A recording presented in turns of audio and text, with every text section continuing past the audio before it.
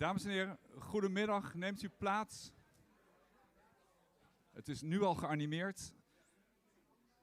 En dat zal nog een vervolg krijgen vanmiddag. Dames en heren, van harte welkom in het Limburgs Museum. We zijn live op het internet met een livestreaming. De zaal zit vol hier in het Limburgs Museum, maar ook in het atelier boven. Allerlei gasten voor een bijzonder symposium. Een speciaal welkom aan de burgemeester van Voerendaal, meneer Hoepen. En de gedeputeerde voor Archeologie, Monumenten en Erfgoed, Geert Gabriels. Welkom. Welkom allemaal. Het is volbracht, zei Els Borst eens. Dat is daar niet helemaal in dank afgenomen, maar na zo'n langjarig onderzoek is het eindelijk zover voor Fokko, Henk en Diederik. 3 jaar onderzoek, 19 archeologen, 5 kilo wetenschappelijke publicatie. Ik hoop dat u allemaal een stevige tas bij u heeft. En eigenlijk is vandaag de afsluiting, de kroon eigenlijk op 3 jaar onderzoek met de wetenschappelijke publicatie. Waarbij we met elkaar een nieuw verhaal toevoegen aan het verhaal van Limburg. Een deels bekend verhaal, maar een deels ook onbekend verhaal. En daar gaat u vanmiddag van alles over horen. En als Limburgs Museum vertellen we graag de verhalen, vooral ook de onbekende verhalen van Limburg. En dat doen we hier in Venlo, in het Limburgs Museum. Dat doen we op locatie door heel Limburg. We hebben onlangs ook weer een nieuwe presentatie geopend op Maastricht-Aken Airport. En ik weet, Geert, je kunt verschillend denken over een vliegveld. Maar als het toch open is, dan kunnen we beter mooie dingen delen met alle passagiers die er komen en gaan. Daarnaast hebben we vorige week een online Limburgs Museum geopend. ons.limburgsmuseum.nl. Dus als u straks op de terugweg met openbaar vervoer reist en heeft u telefoon, kunt u op uw telefoon nog meer verhalen ontdekken van Limburg. Niet als u rijdt, maar met openbaar vervoer kan het. Als u straks in de pauze denkt, ik wil nu weten hoe Villa Voerendaal er echt helemaal in 3D uitzag, dan wil ik u uitnodigen om naar de archeologiepresentatie te gaan op de benedenverdieping hier. En daar staat een module, console, waarin u kunt swipen door een 3D-visualisatie van de hele Villa Voerendaal. Die hebben we ontwikkeld voor de tentoonstelling Oevers vol Romeinen, die we vorig jaar gepresenteerd hebben, waar al de eerste resultaten van Villa Voerendaal aan het brede publiek werden gepresenteerd. Volgend jaar presenteren we een tentoonstelling over Romeinse villa's in meervoud. En afgelopen jaar hebben we als Limburgs Museum zijn we heel druk geweest om tussentijds al de resultaten van het onderzoek te delen met het bredere publiek. Onder andere met een spel, Dame van Voerendaal, een publieksboek vorig jaar, maar ook een aantal tentoonstellingen. Dan ga ik nu afronden en dan geef ik heel graag het woord aan Leonard de Wit, hoofd regio Midden en Zuid van de Rijksdienst voor het Cultureel Erfgoed als dagvoorzitter. Ja, bedankt. Ik sta in het programma als directeur. Dat ben ik niet. Maar ik bewaar het programma wel heel zorgvuldig, hoor. Dat ik dat toch nog mee mag maken. Namens Leonard de Wit, ik werk voor de Rijksdienst voor het Cultureel Erfgoed en mijn functie is hoofd van de regio Midden-Zuid. En dat beslaat 4 provincies, waaronder uiteraard Limburg. Vandaag neem ik het over van Jos Baselmans. Vanmorgen belde hij me op. Zijn zoon was plots in het ziekenhuis opgenomen. En daar, uiteraard moest hij... is dat een verplichting die zwaarder weegt dan deze. En ik neem het graag van hem over. Vooral ook omdat ik bij dit project is mij ook zeer dierbaar, kan ik jullie zeggen. Daarnet zei ik het al eventjes tegen meneer Hoebe, burgemeester Voerendaal. Voerendaal, dat is, ja, in Limburg kent iedereen Voerendaal, maar Voerendaal is een naam die in archeologische kringen betekenis heeft. Iedereen, zolang ik al in de, ik ben zelf geen archeoloog, maar zolang ik al in de archeologische wereld, Voerendaal, dat doet iets. Weet je, de studenten die archeologie gaan studeren, die horen dat al. Voerendaal, Voerendaal. Ik was vorige week nog even in Duitsland. En ik kon trots melden dat wat er hier ging gebeuren. Ach zo, dat werd ook onmiddellijk op gereageerd. En ja, ik geloof dat we wat portokosten moeten uit gaan geven. Als we dit werk ook nog naar het Landesamt voor Bodendenkmalpflege van Noord-Rijn-Westfalen moeten sturen. Maar daar was veel belangstelling voor. En het is niet voor niks in het Engels gepubliceerd, omdat dat, de Romeinse wereld is een internationale wereld. En Voerendaal heeft daar betekenis. En nu nog voor een veel groter publiek. Met deze woorden wil ik Henk het woord geven. En Henk, jij hebt hier behoorlijk aan gesleurd. En we gaan nu van jou horen wat dat waard is.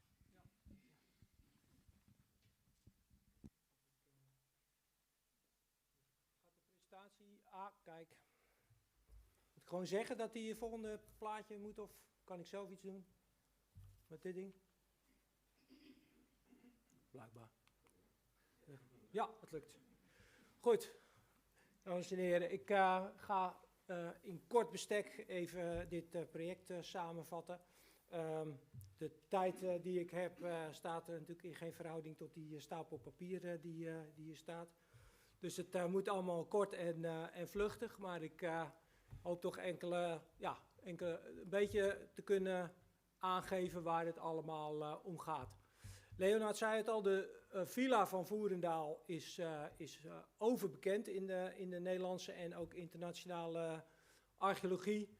Zoals als je Franstalige publicaties openslaat, dan om de havenklap kom je de graanschuur, het horrium van Villa van Voerendaal kom je tegen op plaatjes. Het is een heel bekende vindplaats. De meeste mensen hier zullen ook wel weten waar Voerendaal zich bevindt. Kilometer of 5 ten westen van Heerlen. Heerlen was in de Romeinse tijd een klein stadje, een vicus, Coriovallum. En de Villa Voerendaal lag daar vlakbij. Ook lag vlak, nog op geen kilometer afstand van de doorgaande Romeinse hoofdweg. Die uit Noord-Frankrijk kwam, Boulogne-sur-Mer, Bavay. En dan doorliep via Tongeren en Maastricht dan helemaal richting Keulen. Dus een belangrijke plek. De villa zelf lag op een in het bekken van Heerlen, zoals dat heet. Een vrij vlak gebied. Overal in Zuid-Limburg heb je lusgrond, maar in Voerendaal is het betrekkelijk vlak en niet zo gevoelig voor erosie, dus ideale landbouwgrond. Dus dat verklaart al een beetje waarom die villa daar lag. Ik zal niet diep ingaan op de onderzoeksgeschiedenis van de villa, maar die is ook behoorlijk lang. Al in 1892, 1893 vonden de eerste onderzoeken daar plaats door de priester, Rijksarchivaris Habets uit Limburg. Eigenlijk voor die tijd een opmerkelijk goed archeoloog, goede waarnemer. Hij lette al op dierlijk bot en slakjes om milieureconstructies te maken. Dat had hij allemaal al door. Alleen het opgraven ging tamelijk grof nog in die tijd. Het volgen van de muren van Romeinse gebouwen, soms niet eens gravend, maar met een prikstok.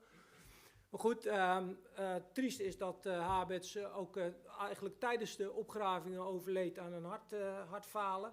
Dus hij heeft zelfs nooit een verslag kunnen schrijven. Zijn vondsten zijn in het RMO terechtgekomen. Het Rijksmuseum van Oudheden in Leiden. En het Rijksmuseum van Oudheden is na de Tweede Wereldoorlog onder leiding van Kees Braat, die op die foto rechts staat, de man met die hoed, is toen een groot deel van de Romeinse villa opgegraven. Wat geavanceerder, deels aan insluitende vlakjes. Hij heeft het Romeinse badgebouw bijvoorbeeld in zijn geheel blootgelegd. Maar op andere plaatsen werden ook gewoon nog steeds vrij primitief, met smalle sleuven werd er gegraven. Dat is ongeveer 3000 vierkante meter zo vrijgelegd in die tijd. Toch allemaal vrij bescheiden, maar wel op de plek van het hoofdgebouw en het badgebouw bijvoorbeeld. En dat zijn plaatsen die nadien archeologisch monument zijn geworden. En die dus eigenlijk ook sindsdien niet meer zo intensief zijn onderzocht. Het meest grootschalige onderzoek op Voerendaal ten Hove, dat heeft plaatsgevonden in het midden van de jaren 80. Onder leiding van Willem Willems, later professor Willems, om het wat eerbiediger te zeggen. Maar Willems was toen de tijd eigenlijk een lange tijd provinciale archeoloog van Limburg geweest. Kreeg toen de opgraving Voerendaal onder zijn hoede.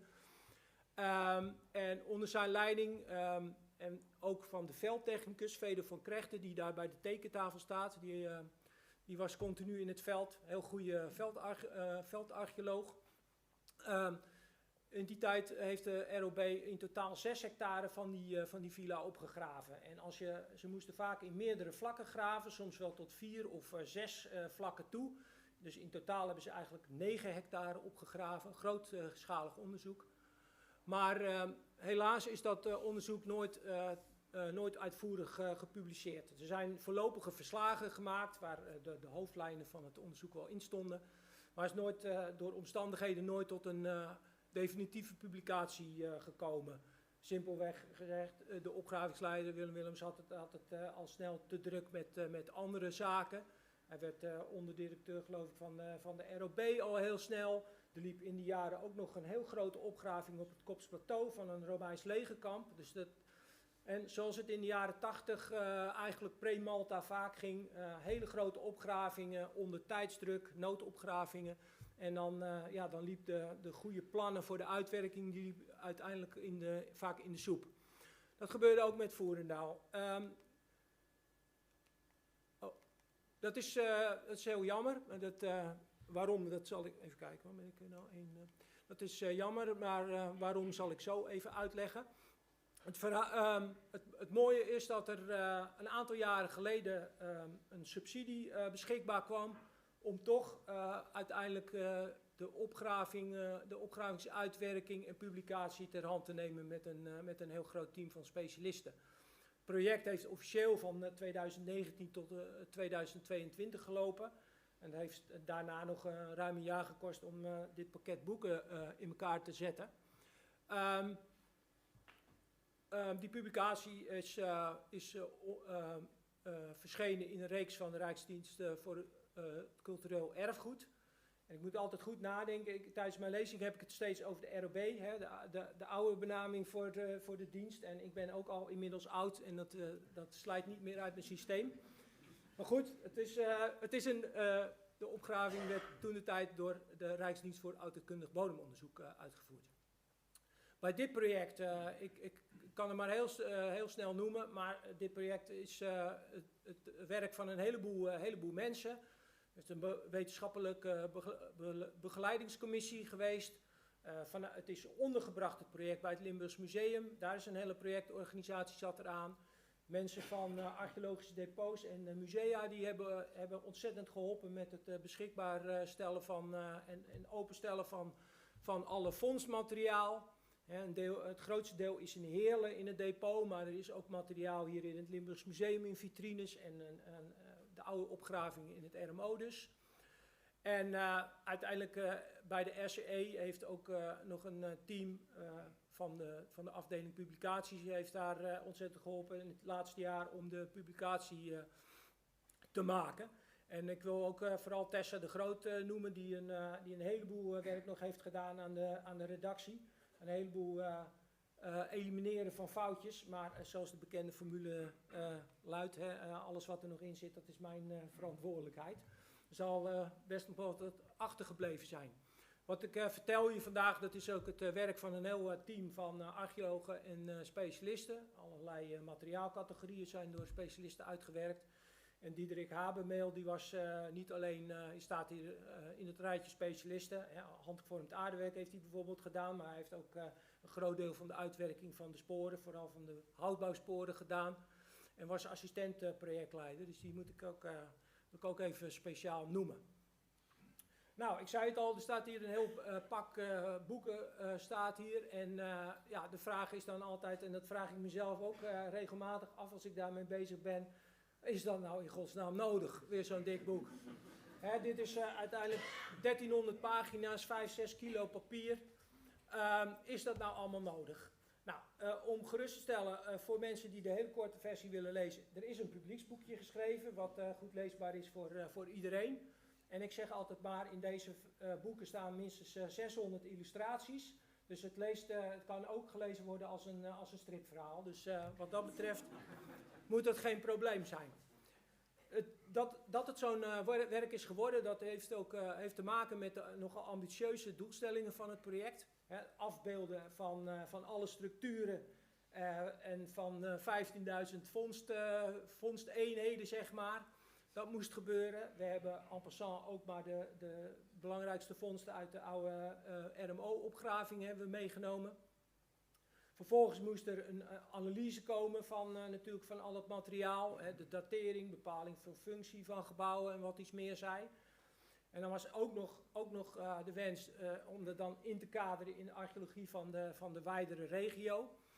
En dan moest het in het Engels, want Voerendaal is een belangrijke site. Dus het had net zo goed in het Frans of Duits gekund, maar goed, het moest in het Engels. En dat is natuurlijk voor iemand die dat niet de hele tijd in het Engels schrijft, was ook nog wel een klus. Ook specialisten hebben meestal gewoon direct in het Engels geschreven.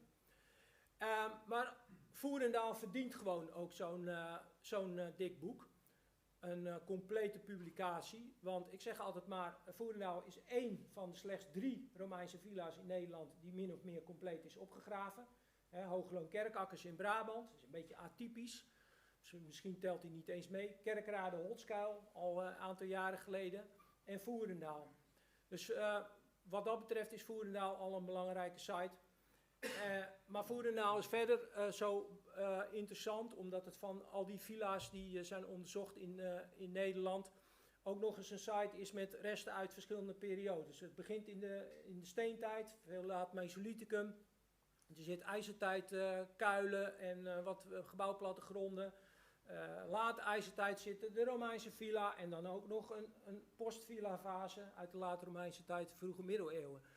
Dus dat moest er allemaal in en dat leidt tot enige omvang. Dus tegelijkertijd het pluspunt of het interessante van Voerendaal, maar ook een nadeel.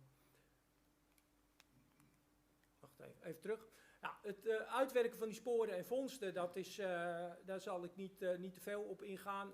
Want dat is voor een groot deel nogal saai en soms geestdodend werk. Hier een voorbeeld van een uitgewerkte plattegrond van een huis uit de late ijzertijd. Met alle spoordieptes erbij. Nou, je ziet wel een ongelooflijk, dit plaatje heeft Diederik gemaakt. Het is een ongelooflijk gepuzzel en gehannes om dat allemaal goed te krijgen. Met de vondsten erbij, per gebouw. De goede beschouwer ziet al gelijk dat hier een probleem is, want er zit ook later Romeins materiaal in de sporen. Maar goed, daar ga ik lekker overheen nu. Een voorbeeld van een ander soort structuur, hè, dat zat er ook, iets heel anders, een Merovingisch vrouwengraf met de vondsten. Dan natuurlijk de Romeinse gebouwen en bijgebouwen die we hebben uitgewerkt. En dan gaat het niet alleen om de gebouwen, maar bijvoorbeeld ook om het materiaal wat erbij hoort. Van deze groep gebouwen is bijvoorbeeld heel interessant dat een ervan al door de opgravers werd aangewezen als een smidse. En er werd heel veel ijzerslak gevonden. En wij hebben nu de specialist heeft kunnen uitwijzen dat er inderdaad hier ijzer is geproduceerd en verwerkt tot ijzeren voorwerpen. En wij hebben nu dat aan een gebouw kunnen toewijzen en ook duidelijk gemaakt dat het waarschijnlijk samenhangt met de productie in één keer van een heleboel bouwbeslag bij de bouw van de tweede grote villa. En uit dezelfde kelderkuil, uit een van die gebouwen waar al dat ijzerslak komt, daar zie je dan ook dat er een heel grote hoeveelheid aardewerk in is aangetroffen. Dit is maar een klein deel van alle pagina's met potjes die worden afgebeeld in de publicatie. En deze contexten spelen samen ook een hele grote rol in de chronologie van de villa. Maar daar zal ik u verder niet mee vermoeien. Nou, de meest omvangrijke materiaalcategorie, altijd bij opgravingen, het aardewerk. Hier in Voerendaal dus vanaf de late prehistorie tot en met de late Romeinse tijd, vroege middeleeuwen. Dus heel divers materiaal. Soms voor de archeoloog vooral interessant om te dateren. Maar er komen soms ook heel verrassende dingen uit. Bijvoorbeeld is er een fragment van een late Romeinse amfoor uit Zuidoost-Turkije gevonden. Ongeveer het gebied waar de aardbevingen laatst waren. Daar is in de late Romeinse tijd een amfoor gevuld met wijn. En die is uiteindelijk in Voerendaal terechtgekomen. Dus dat soort dingen zijn natuurlijk hele interessante details. Nou, munten kent iedereen wel. Wat ook heel veel aandacht aan hebben besteed is de ijzeren gebruiksvoorwerpen. Vaak hele simpele alledaagse voorwerpen, maar die toch heel interessant zijn. Bijvoorbeeld onderste rij een paar voorbeelden van de vele sleutels die daar gevonden zijn op het villa-terrein. Ja, en dan gaat het door met materiaal tot beschilderd pleisterwerk van de muren, dakpannen. Hier een interessante vorstpan met een met de vinger heeft iemand daar 210 ingekrast. En waarschijnlijk de dagproductie van iemand die dakpannen heeft staan vormen. En dan komen er uit dat natuursteen, dat ziet er onooglijk uit. Maar bijvoorbeeld dat rechtsboven is een stukje marmer uit het mediterrane gebied. Heel klein stukje, maar dat geeft toch aan dat die villa ontzettend rijk was qua aankleding en zo. Maar goed, genoeg daarover. Om iets meer op op het volgende niveau te gaan, wil ik in kort bestek iets vertellen over de bewoningsgeschiedenis van Voerendaal. Wat wij in de publicatie doen is niet helemaal een nieuw beeld geven. In de voorlopige rapporten die Willems in de midden jaren 80 heeft geschreven, staat eigenlijk het hele verhaal van de Villa Voerendaal staat al beschreven. En dat staat nog steeds als een huis op zich. En mensen vragen dan altijd, heb je nieuwe ontdekkingen gedaan en zo? En dan zeg ik ja en nee. Maar wat betreft die hoofdlijnen van de bewoningsgeschiedenis is er niet zoveel veranderd. Wat wel nu nieuw is dat bijvoorbeeld dat er veel meer gebouwen nu uitgewerkt zijn en herkend zijn. Vooral tientallen houten boerderijen en bijgebouwen die in de voorlopige publicaties eigenlijk nog niet voorkomen. En wat we hopelijk hebben kunnen doen is voor een aantal fases en perioden een wat betere onderbouwing van de datering geven en soms ook een verfijning van de datering. Nou, de vroegste prehistorie, de steentijd, daar zal ik niks over zeggen. Het verhaal wordt wat concreter in de late ijzertijd, als er een kleine versterking op het terrein heeft gelegen. Maar daar gaat Diederik straks meer over vertellen, dus daar kan ik ook snel aan voorbij gaan. En wat betreft de Romeinse tijd begint het verhaal van Voerendaal waarschijnlijk al zo rond 25 na Christus. Heel moeilijk te dateren, dat hangt op een heel klein beetje aardewerk en een aantal mantelspelden, maar goed. Het lijkt erop dat er al vrij vroeg in de Romeinse tijd bewoning is. En die bestaat dan, zoals rechtsboven, in de eerste instantie uit een hele klein Romeins boerderijtje. Misschien hebben er nog wat meer in de omgeving gelegen, allemaal heel simpel. We hebben nu 3 fasen ongeveer onderscheiden in die vroege periode. Die vroege fase met een klein boerderijtje wordt opgevolgd door een wat groter gebouw. Dat is al op een eerder plaatje langsgekomen met een kelderkuil. Misschien dan een soort houten zuilengalerij, een vrij bijzonder gebouw voor onze streken. En dan wordt dat weer min of meer opgevolgd door de eerste kleine stenen villa. Dat villa-gebouwtje, dat is ook al sinds jaar en dag bekend. Haberts had dat in feite al gevonden en Braat heeft dat voor het eerst echt duidelijk gepubliceerd. Maar wat nu nieuw is, zijn al die houten bijgebouwen die daar op het erf daarvoor liggen. En die geven al een beetje je ziet al langzamerhand een wat gestructureerde geheel ontstaan met erfgreppels. En het is een bescheiden voorbode van de grote villa die in de fase daarna komt. En we hebben ongeveer kunnen dateren dat iets na 125 na Christus, dat deze kleine villa wordt vervangen door de tweede grote villa. Wat deze villa betreft hebben we gewoon geen nieuwe gebouwen echt ontdekt. Wat hier wel gebeurt is dat er een aantal nieuwe ideeën zijn over de functies van specifieke gebouwen. En we hebben ideeën over de fasering bijvoorbeeld van het hoofdgebouw. Braat heeft in begin jaren 50 een keer een schema van de ontwikkeling van de villa gepubliceerd. Nou, dat hebben we totaal omgegooid. Maar tegelijkertijd kom je dan op het probleem dat die stenen overblijfselen, die funderingen van die villa-fase, op zichzelf helemaal niet te dateren zijn. Dus dat blijft, de chronologie daarvan is moeilijk in concrete jaartallen vast te leggen. Wat in ieder geval belangrijk is dat deze grote villa misschien niet in 1 jaar is gebouwd. En misschien heeft dat wel 10 jaar geduurd. Maar er zijn aanwijzingen dat het wel in 1 keer een soort masterplan heeft gevolgd. Van meet af aan was er een plan. Misschien is er nog in het begin een heel klein voorstadium geweest van het hoofdgebouw. Maar goed, dan wordt het bekende beeld neergezet. En wat heel interessant is, dat vooral later dan nog toevoegingen aan het hoofdgebouw van de villa plaatsvinden aan de oostkant daarvan. De grote graanschuur, ik zei het al, van Voerendaal, die is echt heel bekend in de internationale literatuur. Ook in allerlei Duitse en Franse publicaties kom je die plattegrond tegen, dus dat was al bekend. Wat wel heel interessant is, is het idee wat ik heb geopperd, is dat een groot gebouw aan de andere kant van het hoofdgebouw ook wel eens een grote voorraadschuur zou kunnen zijn. Misschien een tweede horium voor graan of voor andere landbouwproducten. Maar goed, hoe dat precies ziet, dat kan iedereen nu nalezen. Of je het gelooft of niet. Wat ook interessant nog is rond het bekende horium om te zeggen, is dat we nog extra C14-datering hebben laten doen van het verkoolde graan. En dat geeft aan dat horium ergens na 250 na Christus in de fik is gegaan.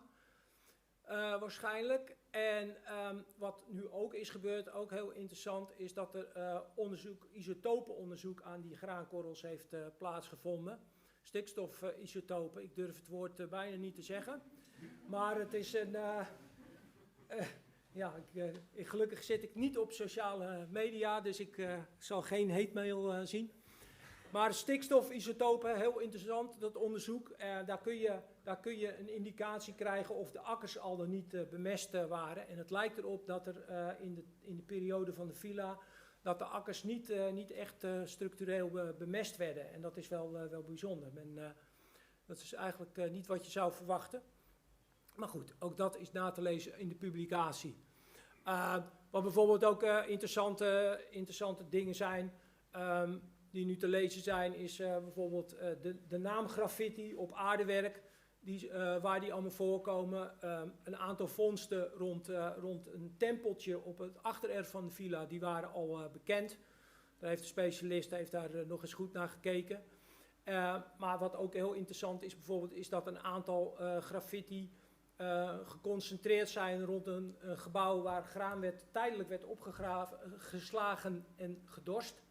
En dat geeft aan dat waarschijnlijk dit gebouw ook een onderkomen was voor de arbeiders of slaven van de villa. Tegelijkertijd een multifunctioneel gebouw. Wat ook interessant is uit het nieuwe onderzoek, is dat de stenen waterleiding, we noemen het een aquaduct, maar dat is ook de correcte term, maar hij zat niet boven de grond. Hè. Het is geen pont du Gard, zoals in Frankrijk. Het was een stenen waterleiding onder de grond. Maar een specialist heeft nu een gedetailleerde idee geopperd over hoe het verloop zou kunnen zijn naar de bron van het water, de bron van de Hoensbeek. En dat suggereert dat die waterleiding minstens 1,5 kilometer lang is geweest. En dat is ook wel een heel bijzonder element van deze villa. En dan is er nog gekeken naar allerlei aspecten van het loodgieterswerk op de villa. Hoe de waterleidingen hebben gelopen en de afvoeren en hoe dat allemaal precies in elkaar zat. Ik had het net al even over dat verkoolde graan, wat bij de graanschuur is gevonden. En dat suggereert dat ergens na 250 na Christus dat de villa in de fik is gevlogen. Mogelijk aangestoken door plunderaars. En het meest voor de hand liggende moment waarop dat gebeurd zou kunnen zijn is rond 270 na Christus. De periode van het Gallische keizerrijk. Als een legerofficier, Postumus, die heeft in onze streken, in het Rijnland en in Zuid-Nederland tot in Frankrijk aan toe, grijpt hij de macht. En sticht dan als het ware een eigen keizerrijk. Tegelijkertijd komen er allerlei Germaanse groepen af en toe binnen op plundertochten. Tegelijkertijd worden ze ingehuurd door de Romeinen en door die Postumus om als huurlingen aan zijn kant te vechten. Maar het is een heel onrustige tijd. Ook in het Rijnland worden er op dat moment veel villa's verwoest. Dus dat zou ook wel eens kunnen zijn wat er in Voerendaal is gebeurd. En het is interessant dat we uit die periode dan nog een soort versterkte toren hebben. En 2 graven op enige afstand van de villa uit die periode. Die toren kunnen we op zich helaas niet precies dateren. Maar goed, dat moet indirect via dat graan en via aardewerk. die interpretatie als zoiets van een versterkte toren waarin ook graan werd opgeslagen, die is ook al behoorlijk oud. Wat interessant is, dat je kunt vaststellen dat rond deze toren geen gracht heeft gelopen. Dus het stond op zich en het was daarmee ook niet helemaal, nou niet zo echt een verdedigbare burgus, hè, zoals dat dan heet, een klein kasteeltje. Maar toch iets waarmee de bewoners zich bij tijden van gevaar toch een paar dagen konden verschuilen. En die reconstructie rechtsonder is zeer hypothetisch. Die suggereert dat er ook misschien nog een paar delen van de oude villa rondom bestonden. 2 graven uit die tijd, die zijn al door Willems gepubliceerd, eind jaren 80. Daar hebben we eigenlijk niets nieuws over te vertellen. Alleen van de crematie daaruit, uit een van die graven hebben we nu kunnen vaststellen dat een man is van 20 tot 25 jaar oud. Maar heel interessant is de datering, rond 300 na Christus. Dus dan weten we nog dat er een soort een groepje leeft bij die toren die nog min of meer een Romeinse levenswijze heeft. En daarna houdt het verhaal wat dat betreft op. Dan komt er nog een volgende bewoningsfase. Een nederzetting die laat in de 4e eeuw na Christus wordt gesticht en doorloopt tot in de vroege middeleeuwen. Ook hier is op het bovenste plaatje is te zien wat er de kleine structuren vooral, dat zijn de houtbouwen die aanvankelijk bekend waren. En onder is te zien dat er heel wat meer oranje rechthoekjes staan. Dat zijn ruim 14 gebouwen, grotere gebouwen die nu gereconstrueerd zijn uit alle grondsporen. Soms heel fragmentarische gebouwen, heel hypothetische reconstructies, maar we hebben ze toch allemaal op papier gezet. Die nederzetting, behalve boerderijtjes, stonden er ook nog verdiepte hutjes, kuilhutten of Grubenhäuser, hutkommen stonden daarbij. En oventjes waarin men iets met vuur deed. En wat precies, dat weten we nog steeds niet. Wat ons onderzoek nu aan het licht heeft gebracht, is een verbetering van de datering die bestond. We kunnen nu wel aantonen dat deze nederzetting pas rond 400 na Christus wordt gesticht. Er zit dus een flinke tijdsperiode tussen de laatste fase van die villa en deze nederzetting. En dat hebben we gedaan door te kijken naar de munten en de radstempels, sigillata. Voerendaal is daarmee in het nieuwe beeld echt, wat de opgravers op zich al wel door hadden, is een goed voorbeeld van een Germaanse nederzetting. Maar net in de periode nadat Voerendaal was opgegraven zijn er meer aan het licht gekomen in Zuid-Nederland en aangrenzend België. En Voerendaal is een nederzetting die daarbij hoort. Ik ga niet verder in op de hele discussie over wat een Germaanse nederzetting precies is. Er zaten helemaal niet alleen mensen in, waarschijnlijk woonden daar die van over de Rijn kwamen. Er zal ook een zekere Gallo-Romeinse bewoning zal er nog in gewoond hebben. Maar goed, dat is een discussie die kunt u ook in het boek verder nalezen. Het frustrerende van die laat-Romeinse periode is een beetje dat we binnen die nederzetting, die uiteindelijk bestaat tussen 400 en 700 na Christus, 300 jaar lang, dat is een enorm lange periode, is het eigenlijk nog steeds onmogelijk om daar een goede fasering in aan te brengen. Dat heeft allerlei dateringsproblemen zijn er. Het materiaal wat je bijvoorbeeld in die verdiepte hutten vindt, dat is vaak een mengelmoesje van materiaal uit allerlei verschillende periodes. Dus het is heel moeilijk om daar fasen in te onderscheiden. Wat we nog wel bijvoorbeeld zien is dat in de vroege middeleeuwen dat er kunnen één klein gebouwtje uit de 7e eeuw isoleren met een paar kuilen erbij. En dat is eigenlijk weer gewoon een klein boerderijtje. Zo zullen er meer in de omgeving hebben gelegen. Waarschijnlijk is er op dat moment geen grotere nederzetting geweest in Voerendaal, maar groepjes of losse boerderijen die zo verspreid lagen door het landschap. En ik liet er eerder al een voorbeeld van zien. Dan zitten er ook nog Merovingische vroegmiddeleeuwse graven rond een bijgebouw een oud bijgebouw van de Romeinse villa.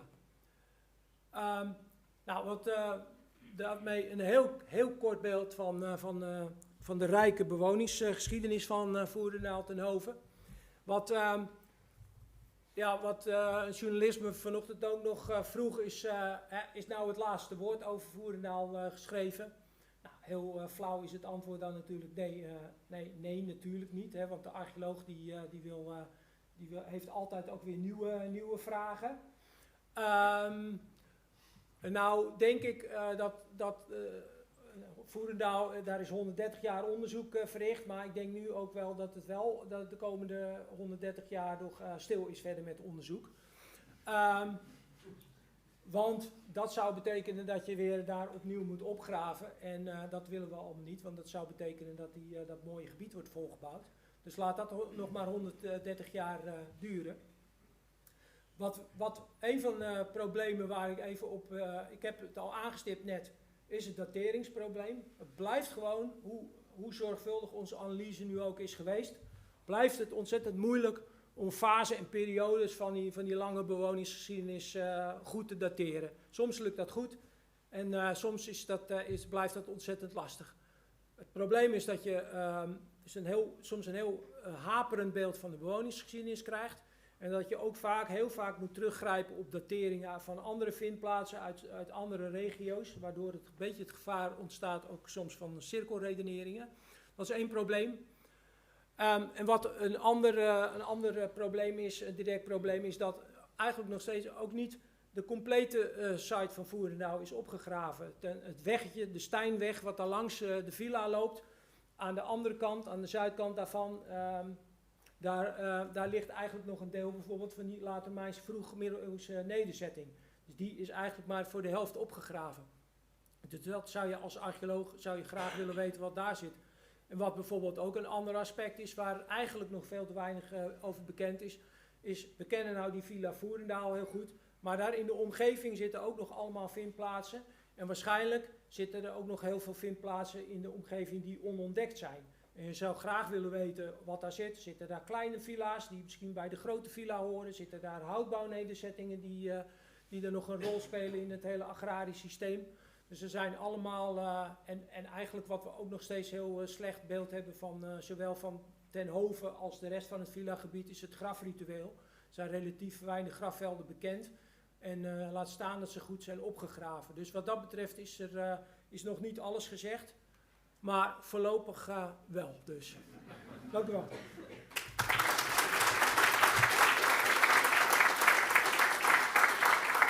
Ja, bedankt Henk. In sneltreinvaart, ja. Dat viel niet mee. Maar een goede indruk. We gaan verder. We gaan naar de aanbieding van het boek, maar toch eerst wil ik graag de beide bestuurders eventjes het woord geven. We beginnen met... Ja, jullie zijn heel beleefd naar elkaar toe, maar dan haak ik de knoop maar door. Dan beginnen we met de burgemeester.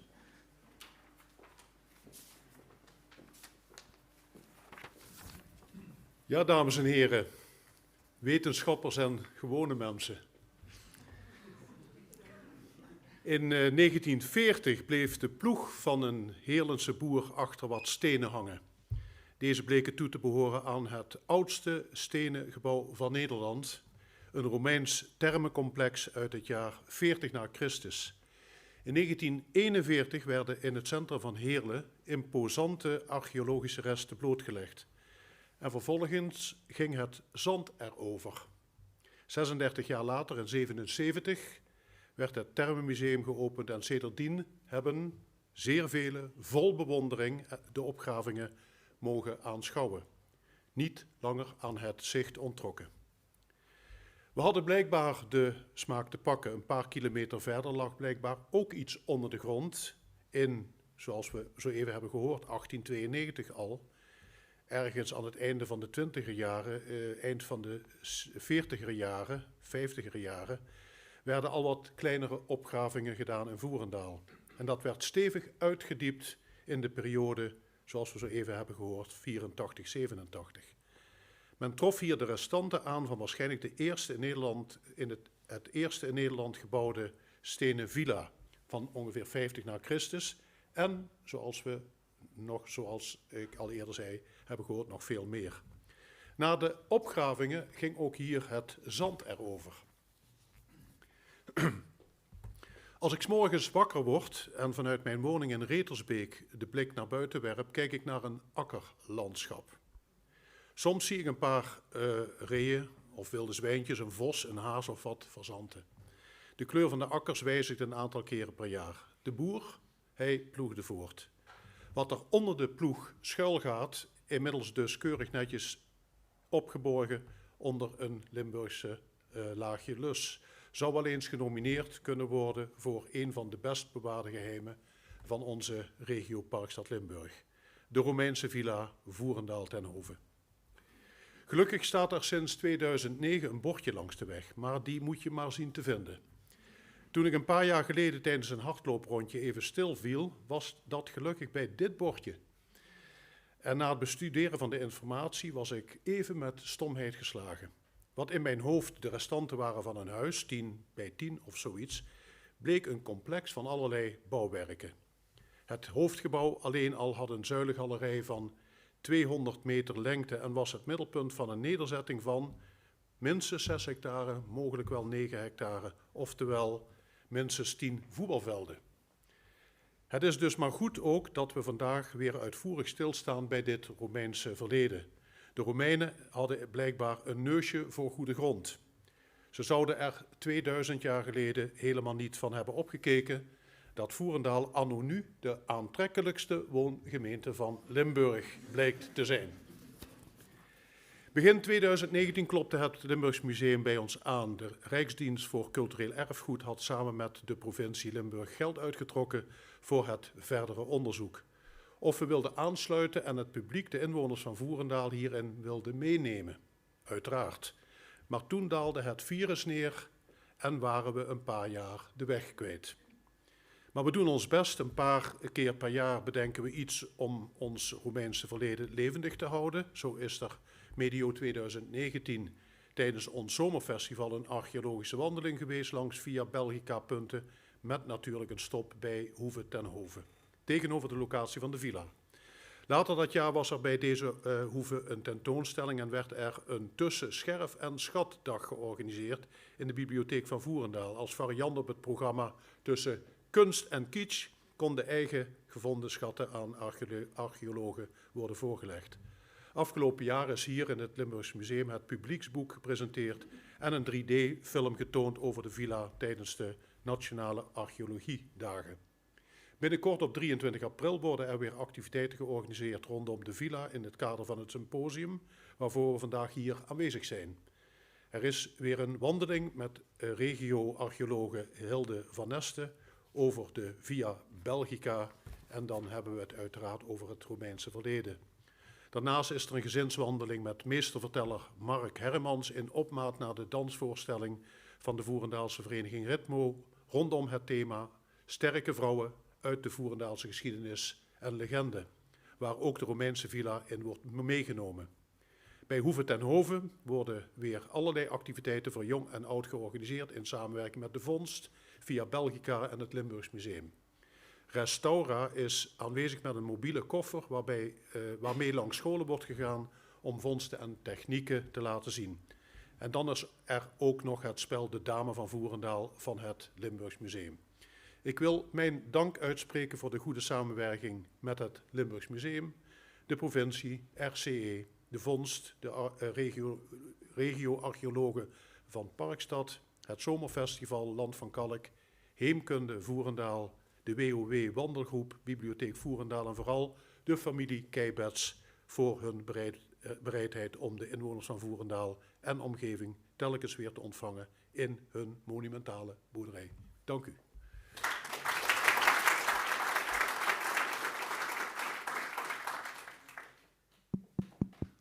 Ja, pardon. Ik mag ook nog wat zeggen, want ik ben echt wel dankbaar wat hier gebeurt. Normaal gesproken, dat noemde iemand in zijn inleiding iets over, volgens mij Bert, over Maastricht-Aken Airport of over waar je met z'n allen geld aan uitgeeft. Ik ben heel erg dankbaar dat het RCE hier geld voor heeft uitgetrokken. Waarom? Omdat ik denk dat heel veel mensen niet weten hoeveel geld en hoeveel diepgang en onderzoek het kost om verhalen en bezieling te kunnen laten zien. Wat hier trouwens door Henk enorm duidelijk zichtbaar geworden is. Heel vaak wordt er iets opgegraven en dan wordt het ingepakt. En dan is het onderzoek kost dan geld, de diepgang, de wetenschappelijk onderzoek en daarna ook het ontsluiten ervan via musea, maar ook via onderwijspakketten of wetenschappelijke publicaties. En daar moet je voor kiezen. Hè? Dat is diepgang, dat is wetenschap en dat is niet direct in het vluchtige leven wat we met z'n allen hebben, waarin je op zaterdagavond misschien sushi gaat eten of met het vliegtuig vanuit Maastricht-Aken Airport andere keuzes maakt. Ben ik er eigenlijk wel trots op dat de provincie Limburg, maar ook het RCE, maar ook alle samenwerkingspartners die net ook al genoemd zijn door de burgemeester, hier echt voor gekozen hebben. En ik denk dat we in de toekomst, als we nog meer keuzes moeten maken met betrekking tot het verdelen van gelden en inzet, dat het belangrijk is dat als we met z'n allen nadenken wat bezieling betekent en wat je ervaart als je hier dit soort zaken hoort die heel veel verwondering oproepen. Niet direct wat je direct kunt vasthouden of wat je kunt, wat is niet zo direct fysiek, maar wel in je onderwijs en in je pakket waarmee je dus de bezieling voelt. Dat je dan inderdaad de keuze of een vliegveld openhouden of laten we zeggen geld besteden om verder onderzoek te doen naar ontsluiting of naar investeren in laten we zeggen het Romeins Museum, waarvan ik hoop dat het een fantastische basis gaat worden voor verder verhalen, diepgang, onderzoek en bezieling.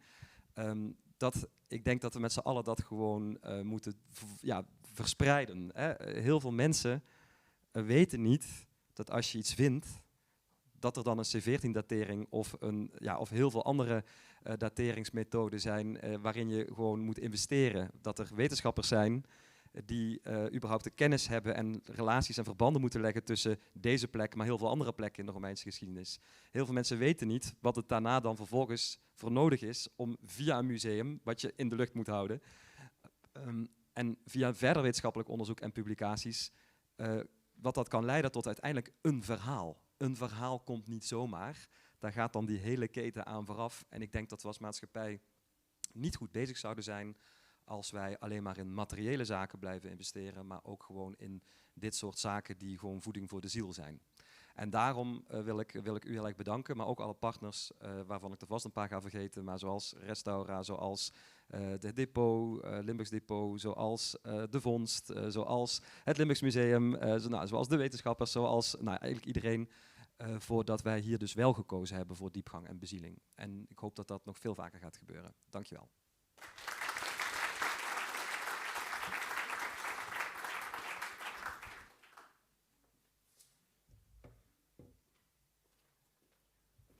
Ga ik toch even hier staan.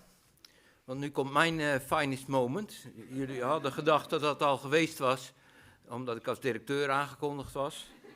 En omdat ik hier Jos Baselmans mag vervangen. Wat natuurlijk ook een hele eer is.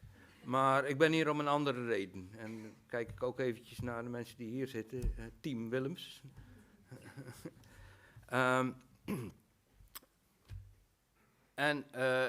Eventjes voor de gedeputeerde Gabriels.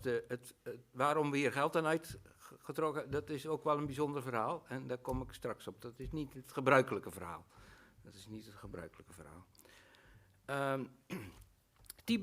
Siet Tibi Tevra Levis. Laat de duisternis licht voor je zijn. De relevantie van die uitspraak, daar kom ik straks op.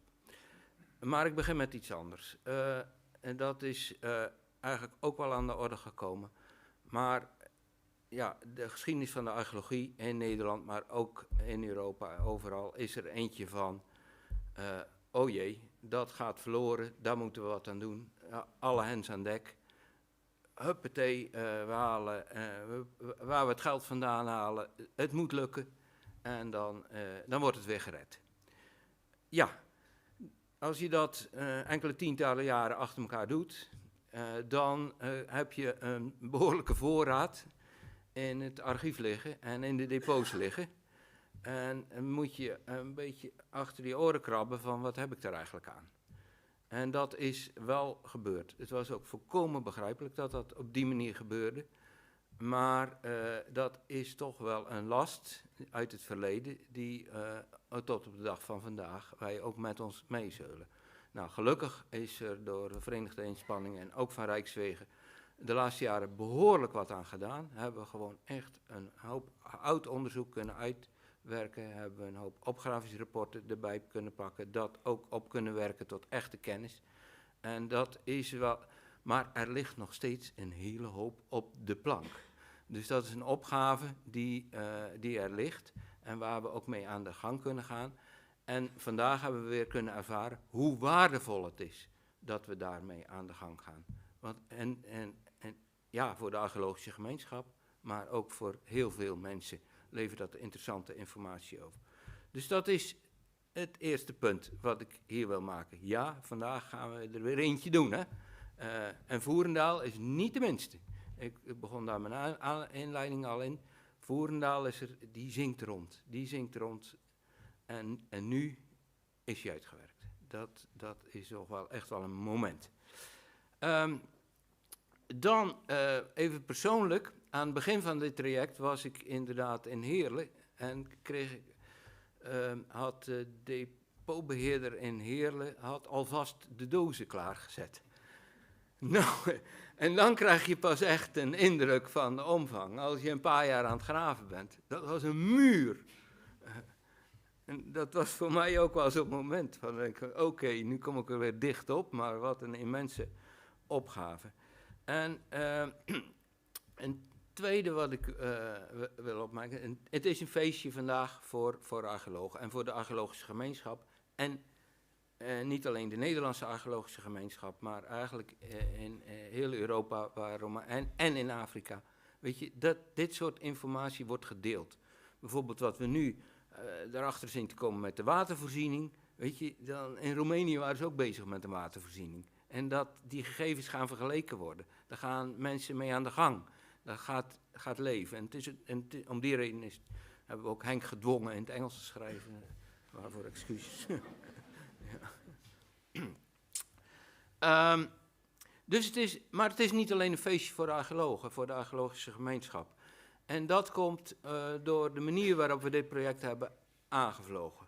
Ja, het lag daar op de plank. Ja, dat voelde niet goed. Ja, daar moesten we wat mee. En die kennis die wilden we echt tot kennis brengen. We wilden meer weten van ons verleden. Maar toen het lukte om als Rijksdienst daar geld voor vrij te maken, toen hebben we de provincie opgezocht, hebben we het museum opgezocht en hebben we ook gelijk bedacht, nee, dit is niet alleen een feestje voor archeologen, dit is een feestje voor in ieder geval de Limburgers. Want dat Romeinse verleden in Limburg, dat doet wat.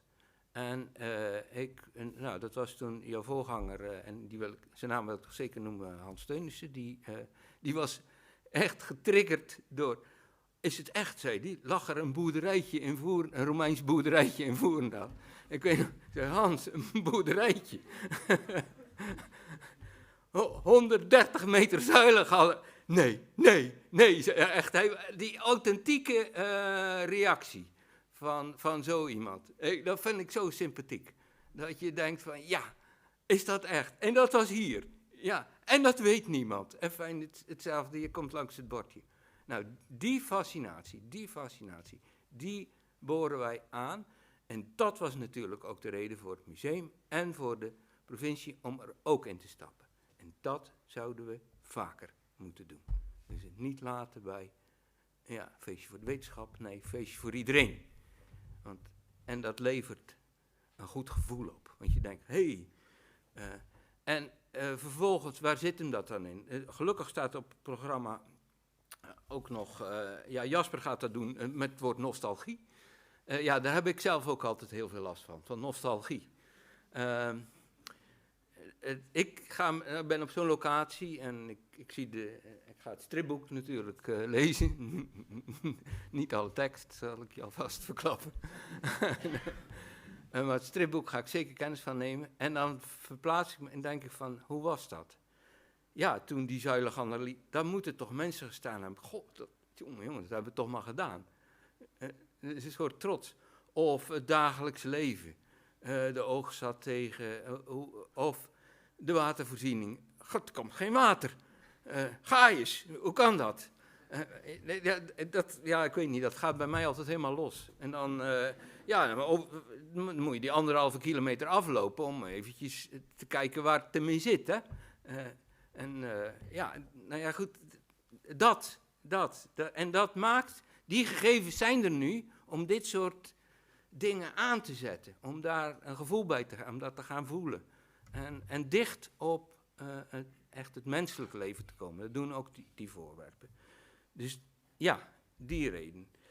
En dan kom ik nu ook nog op een hele andere. En dan kijk ik toch eventjes naar Team Willems. Want mijn goede vriend Willem Willems, die overleed 13 december 2014. Tamelijk onverwacht, maar nog niet zo onverwacht dat hij nog 3 weken dingen kon zeggen, terwijl hij wist dat het einde verhaal was. En hij heeft onder andere mij gevraagd om op zijn afscheidsbijeenkomst, gek woord eigenlijk, het was niet een begrafenis, maar ook wat te zeggen, dus dat heb ik ook gedaan. Dan heb ik enkele beloftes gedaan toen. En dat vormt ook wel een aanloop naar deze bijeenkomst. En vandaar dat ik het ook, ik merk dat het me ook wat doet, want de man was me erg dierbaar.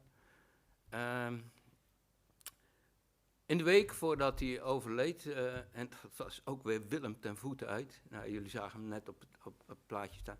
Willem, overigens Limburger, moet ik ook eventjes zeggen, Blerik, op de HBS in Venlo gegaan, was provinciaal archeoloog hier.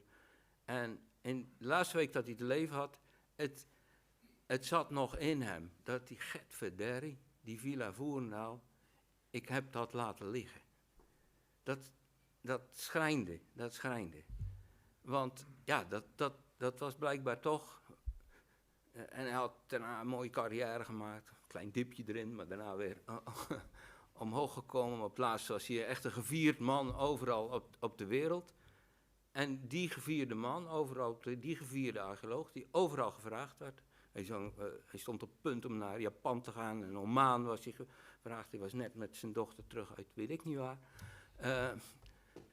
Die man die ging op dat moment eventjes terug naar zijn geboortegrond, naar waar die archeoloog, echt archeoloog geweest was. En die man die benoemde dat hij het wel heel vervelend vond dat dit nog op de plank lag. Hij had geluk. Want mijn directeur, de echte, die stuurde hem een mail. Goh, als we nog iets voor je kunnen doen, noem het. Ja. Dat kun je niet aan Willem vragen. Want dan komt de ritselaar boven. En dat was het moment dat hij, ik geloof 3 minuten later, een mail stuurde. Het zou mijn gemoed wel heel erg verlichten als en vul hem zelf maar in.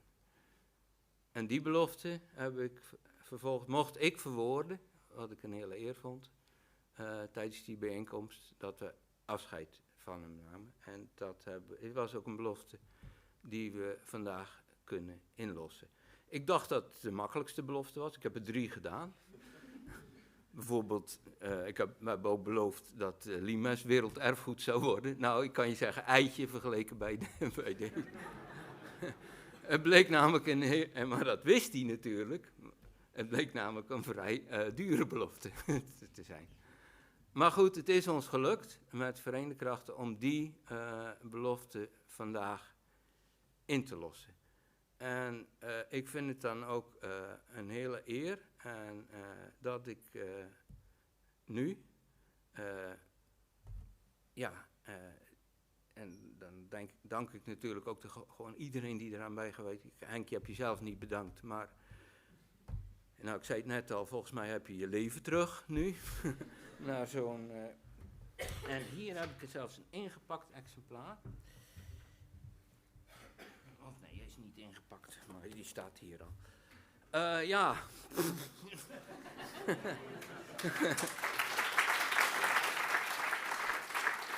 Bij Miek Willems aan de muur hangt een artist impression, hangt een schilderij van Villa Voerendaal. Ik denk, ik zag hem net ook al even op de plaatjes verschijnen. Ik denk door de nieuwe inzichten dat een nieuwe, misschien geactuele versie op zijn plek zal zijn. Maar die hing ook al, die heb je niet opgehangen, die hing er al. Ja. Ja, ja. En een vrij prominente plek bij jullie in de huiskamer, kan ik je zeggen. En die hangt er nog steeds, dat weet ik. Ja.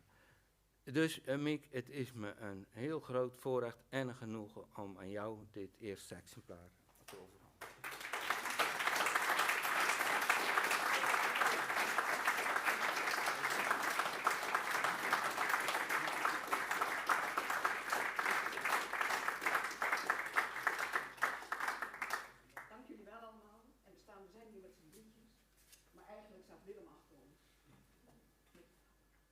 Hartelijke dank.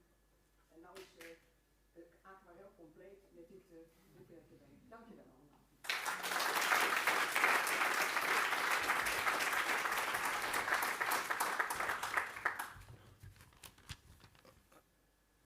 Goed, dan pak ik nu mijn andere taak weer op. De vervanging van de heer Baselmans. Diederik, jij bent aan de beurt. Ga je gang.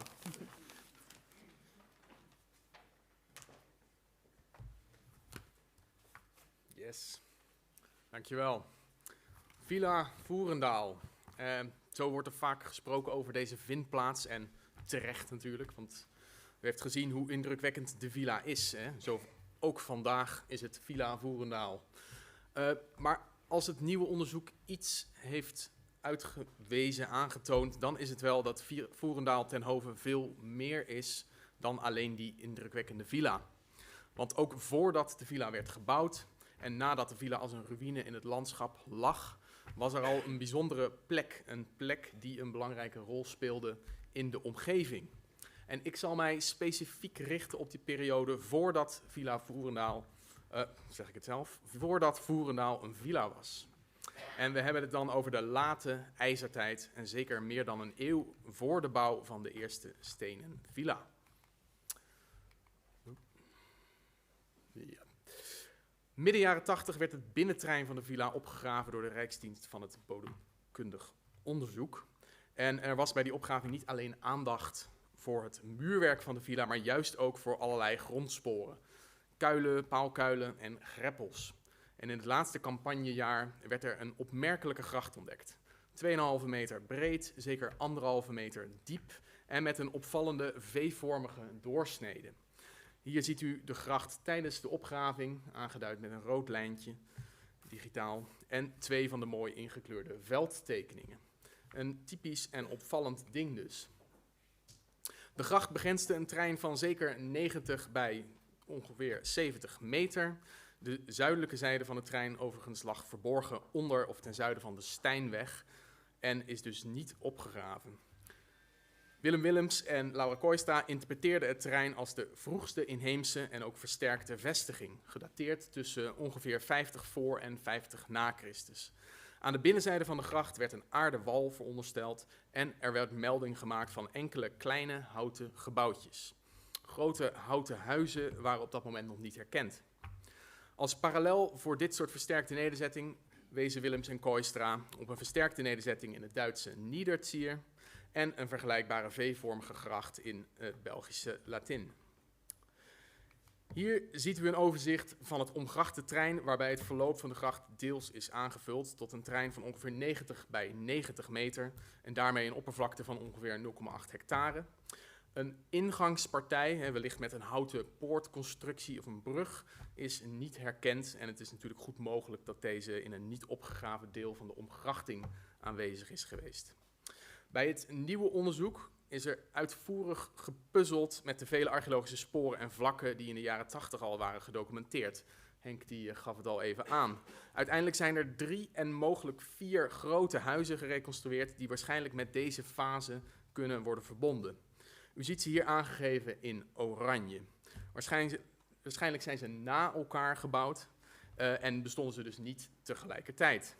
Een van de huizen ligt net buiten het omgrachte erf aan de rechterzijde. En het is goed mogelijk dat dit huis iets ouder is en dateert uit de periode voordat de gracht werd gegraven.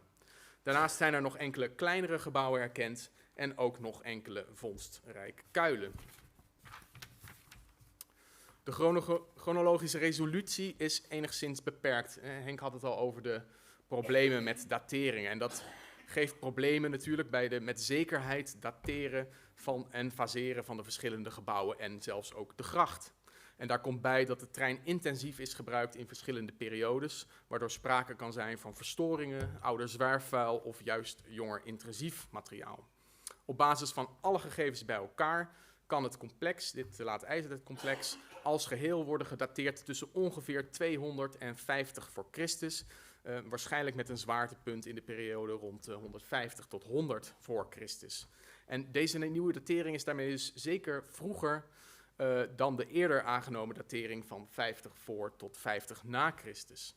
En het gevolg daarvan is dan ook dat er een ruime discontinuïteit, een periode zonder bewoning, lijkt te bestaan tussen dit versterkte late ijzertijderf en de eerste ontwikkelingsfase van de villa-nederzetting.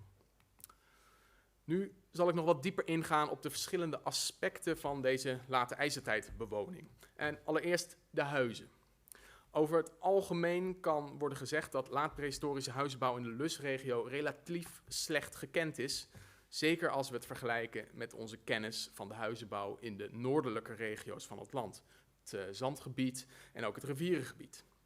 Traditioneel is altijd vermoed dat de zuidelijke regio deel uitmaakte van een Hauslandschaft, gekenmerkt met door relatief kleine huizen. En deze zouden duidelijk afwijken van de veel grotere woonstalhuizen die we kennen uit die noordelijke regio's, de zandgronden. De laatste jaren wankelt dat beeld echter al. Op verschillende vindplaatsen in het Lusgebied zijn inmiddels grotere hapsachtige huizen ontdekt, waaronder te Beek Maastricht-Aken Airport, Maastricht Landgoederenzone en Bielse Spelverstraat, om er een paar te noemen. En ook in Voerendaal blijkt nu duidelijk dat hier in de late ijzertijd grote houten huizen werden gebouwd die goed aansluiten bij de woonstalhuizen die we kennen uit noordelijke regio's. Het is duidelijk dat het traditionele beeld van die verschillende huizenbouwtradities, die verschillende Hauslandschaften, nuancering behoeft. Kijken we beter naar die huisplattegronden van Voerendaal, en ik zal u niet met al te veel details vermoeien, dan valt een aantal zaken op. En allereerst zien we een kernconstructie, dus de palen die het dak zullen hebben gesteund, die afwisselend 2, 3 en zelfs 4-schepig is. Soms met een opvallende driehoeksconfiguratie gevormd door een binnenstijlpaar en een middenstijl op enige afstand. En ook vallen op de dubbele wandpalen in sommige gevallen en de gemarkeerde ingangen. En die kenmerken kunnen worden verbonden met huizen van de Haps-variant in brede zin. Wat wel opmerkelijk is, de grote breedte van die Voerendaalse huizen. Tot zeker 10 meter breed. Duidelijk breder dan de bekende gebouwen van vergelijkbare types die we van elders kennen. En hoe we dit precies moeten uitleggen, dat is niet duidelijk. Parallellen voor de Voerendaalse huizen zijn te vinden in onder meer Weert, in het Vlaamse Ekeren, ook in Brecht en het Duitse Pommenich. Ook hier zien we hapsachtige karakteristieken en gecombineerde 2, 3 en zelfs 4-schepigheid. Wat betreft de vondsten, als u mee wil, ja. Uit deze fase is het aardewerk, zoals gewoonlijk, het meest talrijk. Het gaat om handgevormd aardewerk, gevonden in onder meer de gracht, in de sporen van die huizen die ik zojuist heb beschreven en in enkele nabijgelegen vondstrijke kuilen. Het aardewerkspectrum uit de late ijzertijd laat zich goed onderscheiden van het handgevormde aardewerk uit andere periodes. Het is gemagerd met organisch materiaal, met zand en met kalk soms. En wat betreft de decoratie gaat het vaak om kampstreekversiering. En qua vormen zien we veel geknikte vormen en gesloten potten met verdikte randen en op- en uitstaande halzen.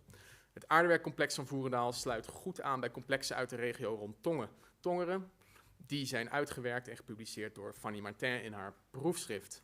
En wat ook duidelijk is, het gaat om een regionaal aardewerkspectrum met duidelijke verschillen ten opzichte van de aardewerkspectra op de noordelijk gelegen zandgronden of het Duitse Rijnland. Wat betreft de overige vondsten uit deze periode wijs ik hier op verschillende fragmenten van glazen armbanden. En welbekende vondsten uit die late ijzertijd, waaronder 5-ribbige armbanden, armbanden met een D-vormige doorsnede, enkele midden-latijne fibulae, die waarschijnlijk met de activiteit op het erf kunnen worden geassocieerd. Een vrijwel complete maalsteen van een late ijzertijd type. En een erg bijzondere vondst, namelijk een grote vleesvork die nabij het erf ook is gevonden. En dit soort vorken is behoorlijk zeldzaam en bekende exemplaren zijn onder meer gevonden in het oppidum van Manching en in Viereckschanzen te Holzhausen en Nordheim. En dat zijn alle zeker niet de minste nederzettingen. Ik kom hier later nog kort op terug. Mogelijk kunnen dit soort vleesvorken worden verbonden met feesten waarbij de collectieve consumptie van vlees een rol heeft gespeeld. Zoals eerder aangegeven, op basis van dat totale vondstcomplex kan een brede datering tussen zeker 250 voor Christus worden voorgesteld. Kijken we naar de verspreiding van die late ijzertijdvondsten, dan wordt wel duidelijk dat ze zich concentreren binnen het omgrachtenterrein. Hier links onder in het plaatje. En dat is overduidelijk het geval voor het late ijzertijd aardewerk uit lagen en vlakken, maar ook voor de meerderheid van de glazen armbanden bijvoorbeeld en de late ijzertijd fibula's. En die zojuist genoemde vleesvork, die ziet u daar links van het versterkte erf, net iets ten westen van dat ijzertijderf. Het versterkte erf van Voerendaal is een bijzondere vondst. Echt goed vergelijkbare complexen kennen we niet uit Nederland nog. Hoewel er natuurlijk wel sites zijn die op aspecten overeenkomsten, waaronder een omheind erf te Zevenum de Krauwel en enkele nederzettingen in Os. Voor betere parallellen moeten we vooral in Duitsland en Noord-Frankrijk zijn. Het erf van Voerendaal past in een categorie veelal rechthoekige treinen, afgebakend met van die V-vormige grachten en oppervlaktes tussen ongeveer 0,3 en 1,5 hectare. In sommige gevallen zijn restanten van een aardewal herkend aan de binnenzijde van die grachten. En in andere gevallen wijst een sporenvrije zone, dus een zone waar geen sporen zijn gedocumenteerd, niet gevonden, erop dat aan zo'n wal ook daar wel aanwezig zal zijn geweest. Ook zijn er soms sporen gevonden van houten palissades, poortconstructies en bruggen. Het gaat duidelijk om constructies met een defensieve functie, niet om een simpele afbaking van de nederzettingsruimte. In Duitsland worden dit soort complexen vaak aangeduid als Viereckschanzen, letterlijk rechthoekige schansen.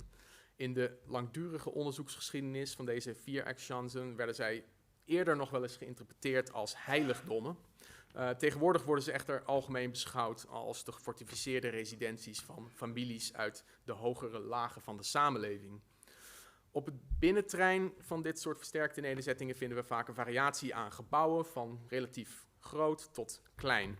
Waarschijnlijk gaat het om woonhuizen en bijgebouwen. Het gaat ook hier dus om erven met tenminste 1 huis en waarschijnlijk 1 of meerdere bijgebouwen. En dit soort complexen worden algemeen gedateerd in de laatste 2 eeuwen voor het begin van onze jaartelling en vooral vaak in de periode tussen circa 150 en 70 voor Christus. In sommige gevallen wordt een versterkt erf in de Romeinse tijd opgevolgd door een villa-nederzetting. Helaas is er over de mate van continuïteit, volgen ze elkaar echt direct op in de tijd of niet, of is er een ruimte van zonder bewoning. Vaak bestaat daar geen duidelijkheid over, helaas. Tot een tweede categorie parallellen, in zekere zin, behoort onder meer de nederzetting die door Willems en Kooistra al werd aangehaald, de dubbel omgrachte nederzetting van Niederzier, hier links te zien. Met 3 hectare is dit complex echter wel ruim groter dan dat van Voerendaal, ter herinnering 0,8 hectare, en bovendien ovaal van vorm. Een ander verschil ligt in de hoeveelheid gereconstrueerde structuren, en dat zijn er maar liefst 350, waarin 6 verschillende erven zijn herkend. Een tweede voorbeeld is het versterkte terrein van Weert-Molenakker, waar een binnenste en een buitenste enclosure zijn herkend. Op het terrein zijn echter alleen een paar kleine structuren aanwezig, hoewel maar een deel van het binnenterrein is opgegraven. Mogelijk gaat het hier eerder om een schans die alleen in tijden van nood werd gebruikt en niet permanent werd bewoond. Beide complexen zijn gedateerd tussen ongeveer 250 voor Christus.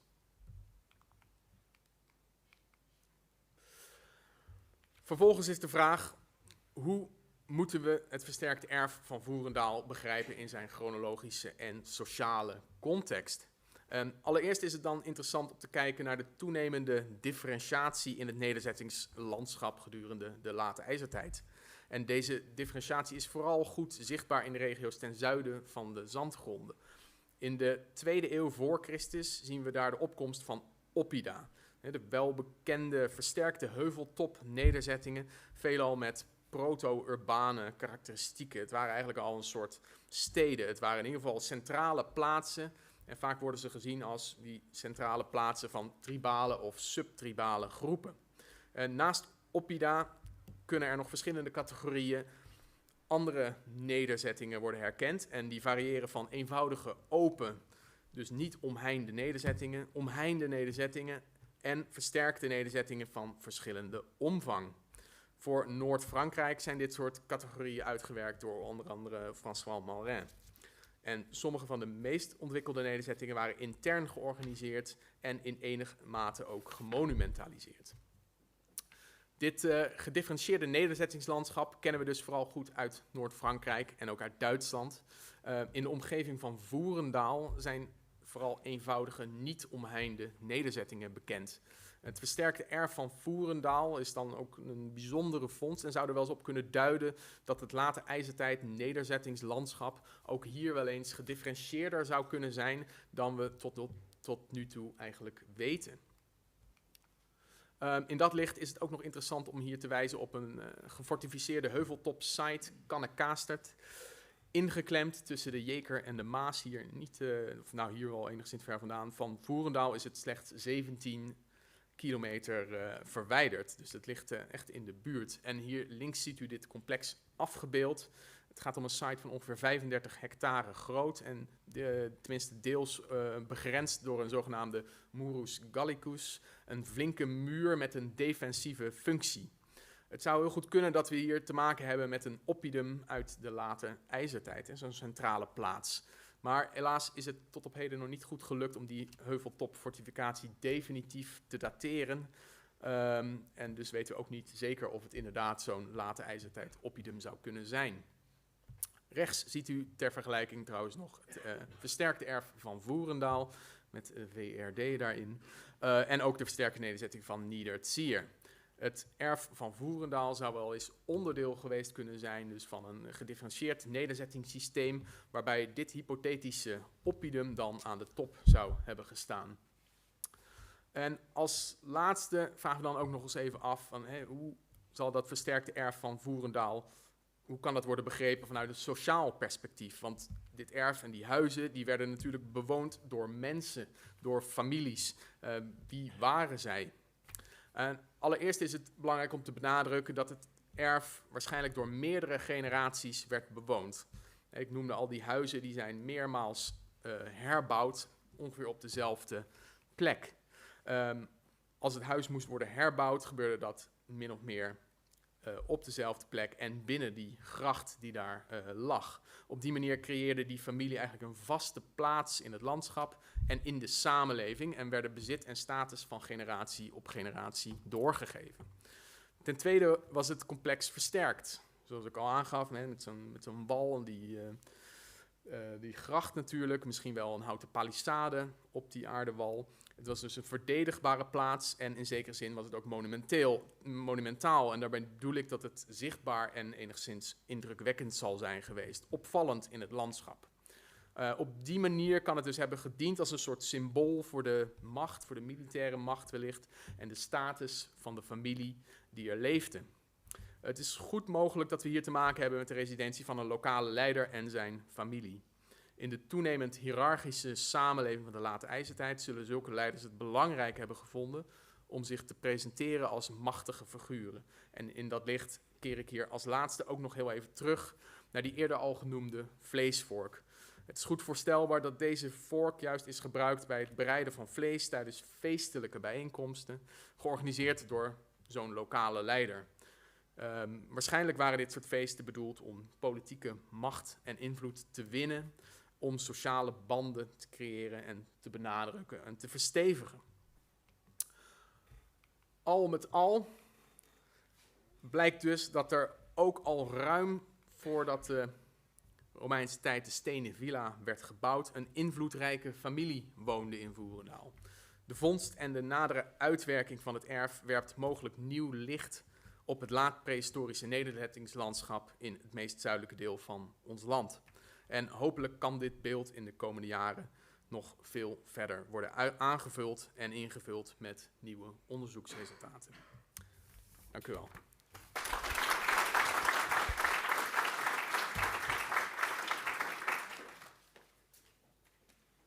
Bedankt, Diederik. Gedeputeerde Gabriels, u mag er tussenuit knippen. Ik begrijp dat er andere verplichtingen zijn. U moet er zelfs tussenuit knippen. Ja. Goed. Bedankt voor uw aanwezigheid. Ja. Ik vergat er net helemaal, ja, in alle emotie de pointe van mijn mijn pointe. Sit tibi tevra levis. Laat de duisternis licht voor je zijn. Maar het is ook weer een mooie introductie op de volgende spreker, zou ik willen zeggen. Maar dat is namelijk, ik was vorige week in Bonn. Was een symposium van de European Archaeological Council. Opgericht door Wie. Willem Willems, met Adrian Olivier, die er ook aanwezig was. Frit Lutz, Kathleen Wollak, die er ook aanwezig was. Nou. En daar troffen we ook Jurgen Kuno, voormalig directeur van, en ook vriend van, al vanaf eind jaren 70 geloof ik, wisten ze elkaar al te vinden. En die trof ik daar, die sprak ik daar natuurlijk ook. Ik zeg, weet je wat ik volgende week ga doen? Ja, de uitwerking Villa Voerendaal. Hij voegde er gelijk, ten hove. Ik zei, ja, ten hove. Hij was zeer, en hij gaf me mee, hij schreef het zelfs op in mijn boekje, deze tekst. Sit tibi tevra levis. Laat de duisternis licht voor je zijn. En dan gebruik ik hem nu maar als, overigens zitten we goed in de tijd. Dat betekent ook dat ik nu al wel ruimte kan bieden voor een paar vragen aan Diederik. Ik kijk eventjes rond of daar gebruik van gemaakt, of iemand daar gebruik van wil maken. Ja.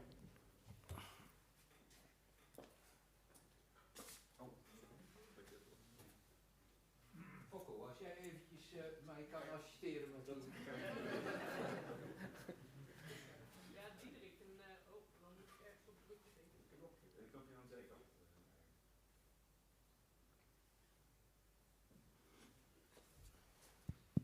Anders doe ik deze wel. Maar ik kan wel hard schreeuwen. Nee, doe deze maar, want dat is...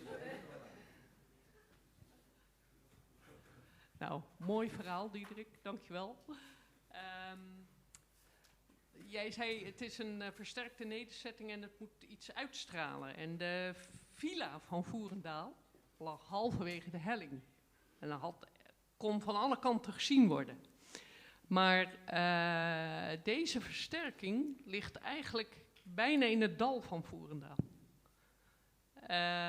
Dus is die nou van grote afstand af zichtbaar geweest? Dat vroeg ik mij even af.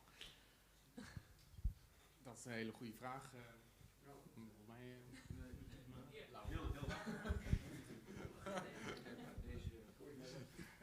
Dat is een hele goede vraag. Dat is niet iets wat ik specifiek heb onderzocht. Maar jij hebt helemaal gelijk. Hij ligt inderdaad een stukje lager dan het hoofdgebouw van de villa. Dat is zeker zo. Dus in die zin, of dat de meest gunstige plek is geweest. Ja. Ik kan het niet goed beantwoorden. Ik weet niet of Henk nog een spannend idee heeft. Maar nee. Ik denk dat er niet zoveel van te zien was. Hij ligt ook vlakbij het Beekdal en daar stond waarschijnlijk ook nog wel het nodige broekbos in op dat moment. Dus ik denk dat niet. Maar ja, goed, iedereen daar uit de regio zal ervan geweten hebben. Dus wat dat betreft was het visuele aspect misschien nog wel het minst belangrijk. Maar Anderen? Ja.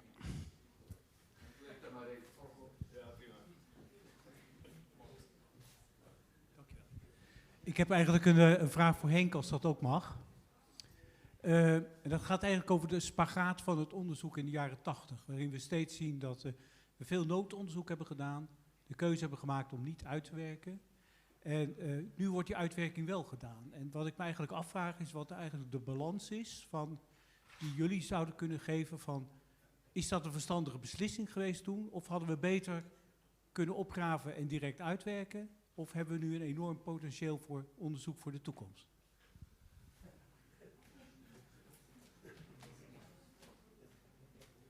ik zal het, ja, dat is gewoon te beantwoorden met de uitspraak van mijn beroemdste stadgenoot. Hè? Elk nadeel heeft zijn voordeel. Want het grote nadeel van, ik heb ook de villa van Hoogloon uitgewerkt.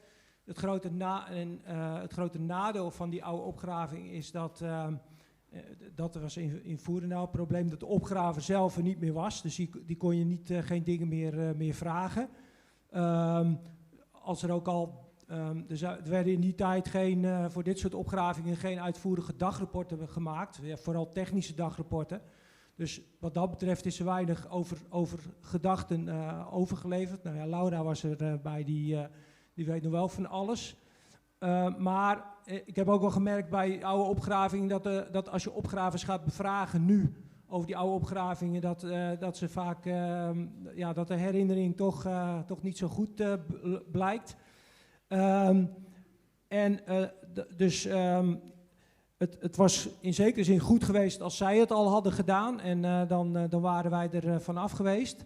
Het voordeel nu is dat je het gevondene kunt vergelijken met een heleboel meer sites en daardoor wel tot een betere interpretatie kan komen.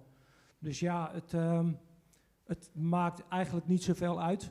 Alleen nu zijn ook gewoon puur praktisch gezien, onze technische mogelijkheden zijn veel beter met grafische software en zo en databaseprogramma's. Dus het is allemaal eigenlijk wel veel makkelijker om te doen. Het is bijvoorbeeld nu ook veel makkelijker om te zeggen van, laten we eens 10 pagina's met aardewerkscherven erin zetten. Dat is allemaal zo gebeurd. Dus ja, elk nadeel heeft zijn voordeel. Nou, nog 2 vragen, Otto. Ja, even voortbordurend op wat jij zei. In die tijd, Henk, had je ook 300 gram nodig voor 1 C14-datering, waar je nu misschien 5 milligram hebt, waardoor ook de dateringsmogelijkheden veel groter zijn. En als ik mijn eigen stokpaardje van stal mag halen, toen wisten we ook nog niet van stabiele isotopen. Dus die wijsheid kunnen we nu ook allemaal inzetten, wat toen niet had gekund. Ja. Henk Stoeker en daarna gaan we door.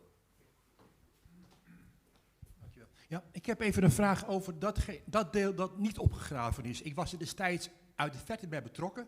En ik kan me herinneren dat toen de Raad van State heeft besloten, bij het verlenen van de ontheffing, dat een deel moest blijven liggen in de grond als beschermd monument en een ander deel dat mocht worden opgegraven. Dit om tegemoet te komen aan de wensen van de boer in kwestie.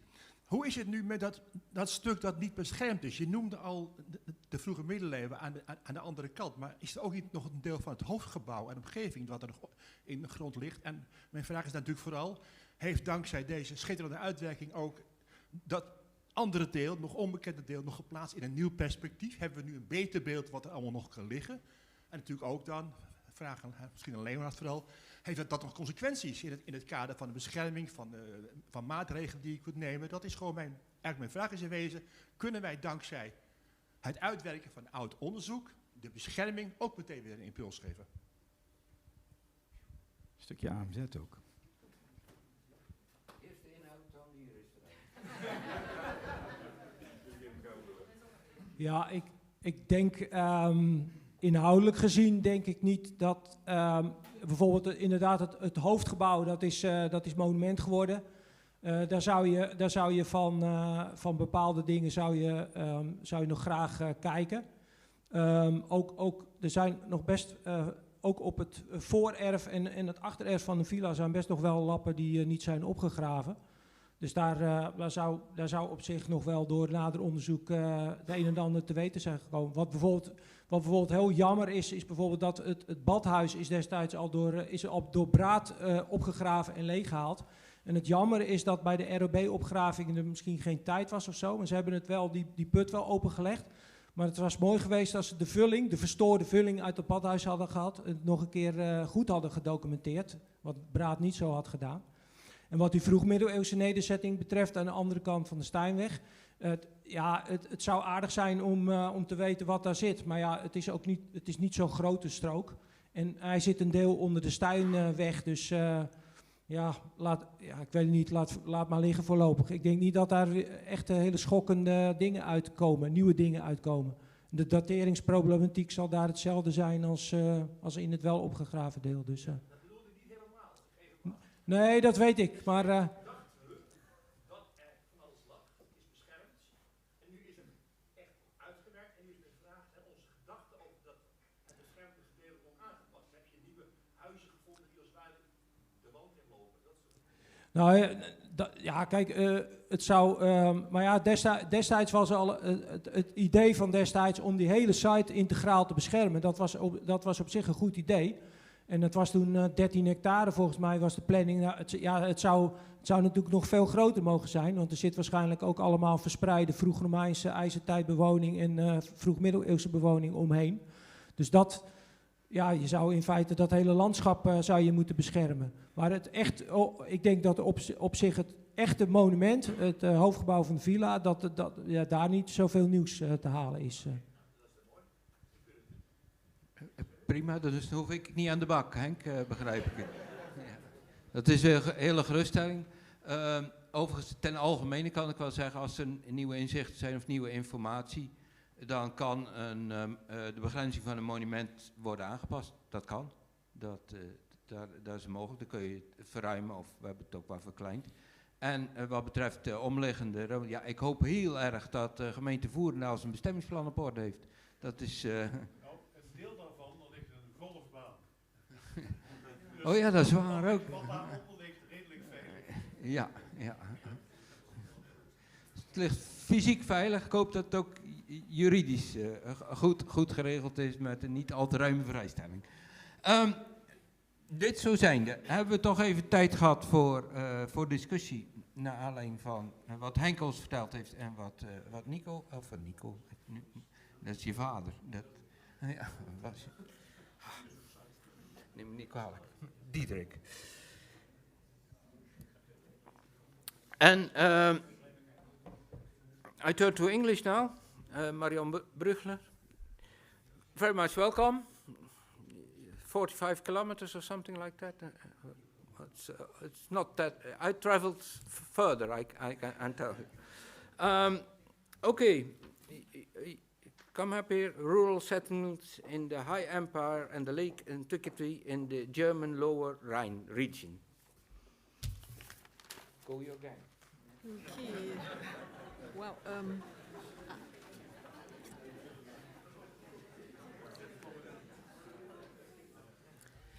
hello, and thank you very much for the invitation. Let me first of all congratulate you to the publication of this important site. It's a monumental work, and it will be exemplary for other works like this. And there's a lot of backlog also in the German Lower Rhine region. So this will be our good example. So I was asked to present the Rhineland view, the Löss landscape, the Löss landscape, rural settlements, villas, burgi. Please put a focus on the late Roman period as well, and have a look at the Germanic settlements. So this will all be done in the next 20 minutes. Okay. Mm-hmm. One back. Okay. When presenting the Roman rural landscape of the German Lower Rhine, we're talking about two very different landscapes. the Löss landscape of the southern Rhineland, where Wurendal is also situated, and the less Löss landscape of the northern Rhineland. On this slide, you are seeing Mikko Krieg's impression of how the settlement at Weeze-Vorsela, which is not so far from here, around 20 kilometers west of Xanten, in the northern Rhineland, may have looked like in the 2nd century. Apart from Mikko's distinctive style, you're certainly well acquainted with these representations of Roman rural life. As far as the data at hand is concerned, it is not so different from the sandy soils of the adjacent Maas-Diemelsgelde area. So I'm lucky to show you these beautiful impressions by Mikko Krieg, because he had been commissioned to do these pictures for the Landesausstellung in 2021. Oops, hang on, like this. So, roughly 2 soil quality regions can be discerned. The Löss area, region 2 of the Cologne Bay, and the less Löss landscape of the lower Rhine plain. The term less Löss landscape was, by the way, coined by my colleague Renate Gerlach. So, because actually the quality of the soils on the lower Rhine plain is not as bad as its reputation when looking closer. This map shows the soil values in the German Rhineland. It is based on the modern soil values for taxation purposes. In order to get a rough value of the soil quality in Roman times, modifications were made that take things like the floodplains of the Rhine before the building of the dikes and post-Roman fertilization by Plagen into account. These soils have therefore been downgraded from their modern value. Still, a quarter of the soils in the lower Rhine plain are of high quality, opposed, of course, to 2/3 of the soils in the Löss region, but still. Going back to the lower Rhine plain, whereas the state of knowledge concerning Roman rural settlements in the Netherlands is much more dense due to an early and consequent implementation of the Valletta Treaty, the recent years have advanced our knowledge also here. The red dots mark at least partially excavated settlements, and the gray ones, these are wiki. They're not so many, as you can see. The timeline shows that only a few of the settlements start before the mid of the 1st century, and only very few go beyond the year 300. Keep that in mind, we'll return to this later. Among the earliest excavated settlements is a farm at Weeze-Vorsela with 3 successive buildings on almost the same spot that can be dated to the beginning of the 1st century, according to potsherds, especially Italian sigillata. Again, Mikko Krieg's impression of this farm. It's just close to the one I showed you before.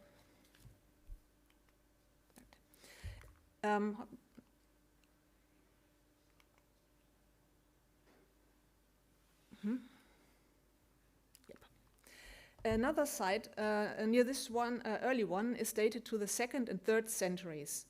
While the buildings remain post-built, the finds suggest a certain wealth of the inhabitants, as this candle holder above in bronze and the cingulum buckle below show. At Weeze-Vorsela, several farms have been excavated before their destruction through gravel extraction. So we now know of 2 cemeteries and 5 settlements of the Roman era in this micro-region, as well as a settlement of the Bronze Age and Iron Age. Apart from living in post-built houses, also the consumption of plant food differs from the Löss region, as this graph shows. So you don't need to see all the letters. Just the 3 left-hand columns show the towns of Cologne, Xanten, and the Löss region. They look rather similar. And the 4th column is the less Löss region. So note that cereals differ, with barley being the most common cereal in the Lesles landscape, and herbs, fruit, and imports are completely missing here, opposed to the towns and the Löss region. So, for the Löss region, this is an impression of the Hambacher Forst in the 2nd century. It's the area of the later Hambacher mine, and it's now actually a big hole in the ground.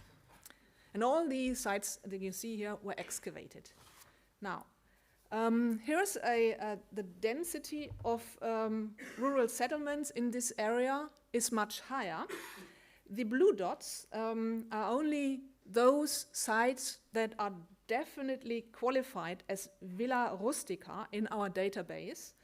And they only get this label when they are proven to be a Villa Rustica by either excavation or aerial survey. So just a bath is not a Villa Rustica anymore.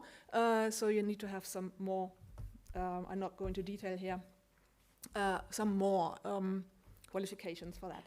There are 241 so far. Next, yes. This much better state of knowledge is at least partially due to the large open cast lignite mines, of course. Here you can see the mines in gray. The dots are excavated Roman sites with green numbers where dissertations and master theses were written about. And the red lines are roads, with the so-called Via Belgica the most prominent. Next slide.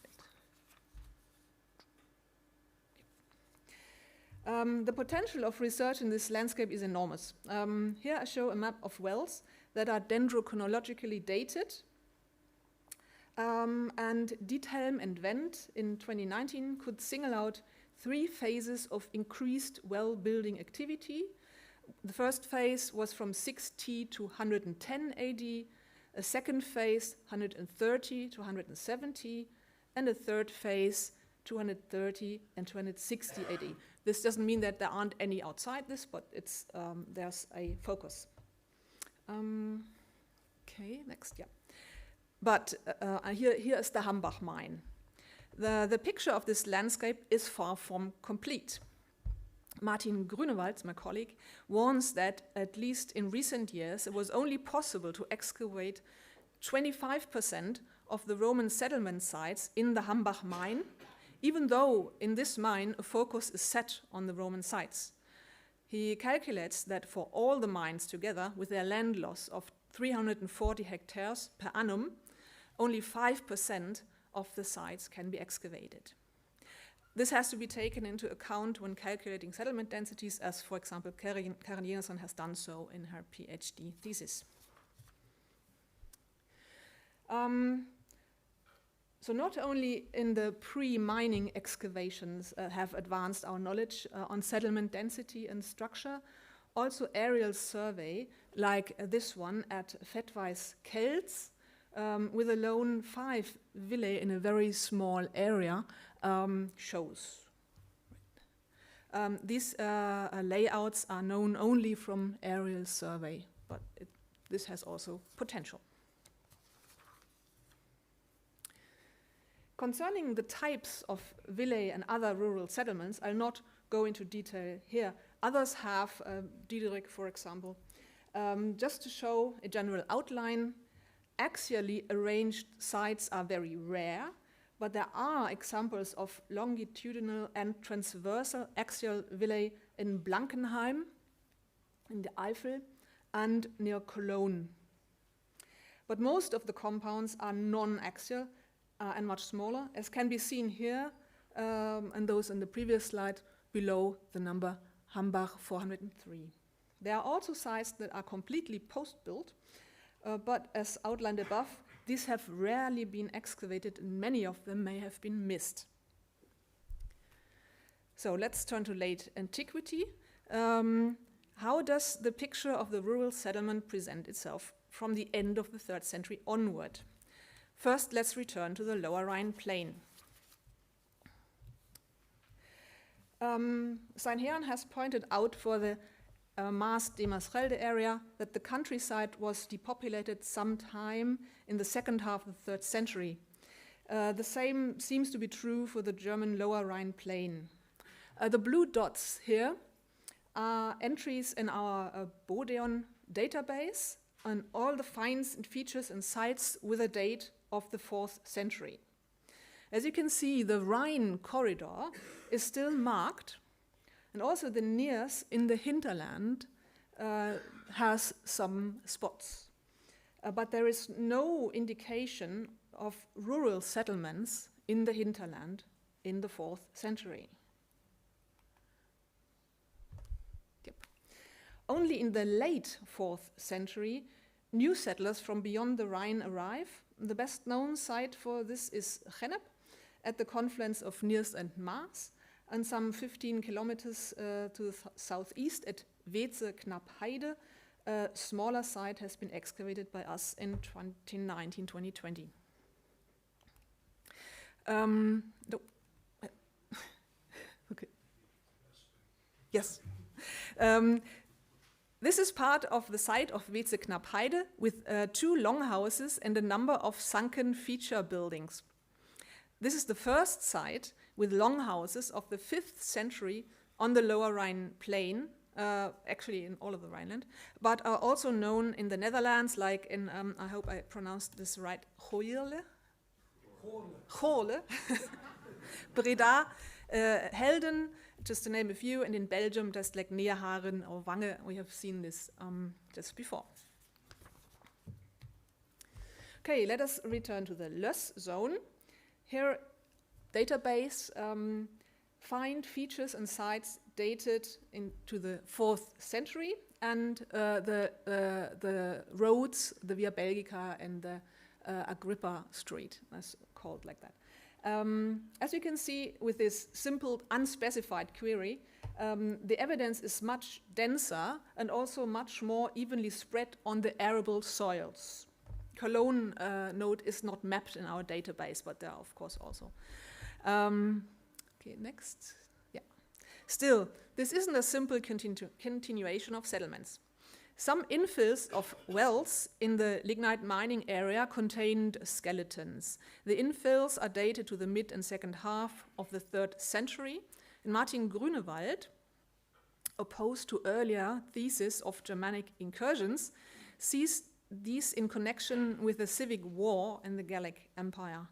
Note the bronze jug in one of the infills, since Germanic plunderers will surely have taken the bronze jug with them, and local survivors would never have poisoned their wells by dumping bodies into them. Martin thinks that Rome-friendly troops may have destroyed the villas and poisoned the wells as a means of depriving the Gallic Empire of its supply base. Well, be that as it may, there are many more signs of abandonment. Many of the villae do not survive the end of the 3rd century. Pollen diagrams show clear signs of woodland regeneration from the 3rd century. Still, there's a lot of activity. Note the blue dots. These are glass workshops. They are only situated south of the road Cologne-Bavay. Some agricultural activity may still have taken place, as there are sites that have evidence of settlement or burial activities without a glass workshop.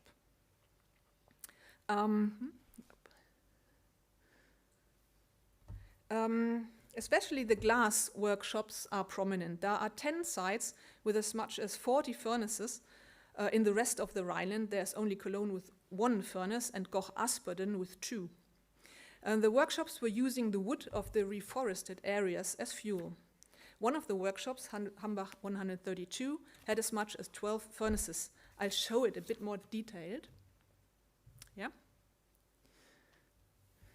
Hambach 132 is the site of a high empire villa. It was abandoned in the second half of the 3rd century and resettled in the first half of the 4th. Glassmakers settled here, used the former main building and another earlier structure, and established 2 workshops. They buried their dead on the site and deposited some of the produce of the glass vessels in the graves. The 10 workshops were connected, as for example, 2 identical stamp marks in 2 different sites show. The abundant evidence in Hambach 132 may indicate that this was the main site. Now this is the main building of Hambach 132 with a late antique phase in number 3. The filled-in hypocausts, a series of post bases indicate that the main building did not function anymore in the same way that it did in the High Empire. May use the term squatter, maybe it doesn't look like a villa main building anymore. We'll have a look at this map again. This time note the red and white stars. These are burgi. The distribution of glass workshops and burgi is mutually exclusive. Martin Grunewald sees a clear correlation between soil quality and distribution. The glass workshops are situated on less attractive soils, whereas the burgi are at sites with better soils. The problem with the burgi is that their building time often cannot be established with certainty. As for their interpretation, Peter Henrich has made a survey of the different types some years ago. These burgi are often more than 500 meters from the nearest road, which then often isn't a major road. They did not have visual contact, so they couldn't exchange signals. There are no signs of a linear or in-depth defensive system, regional or super-regional. In these two cases, the defended sites were built within the compound. There are also cases with the burgi near the compound, not shown.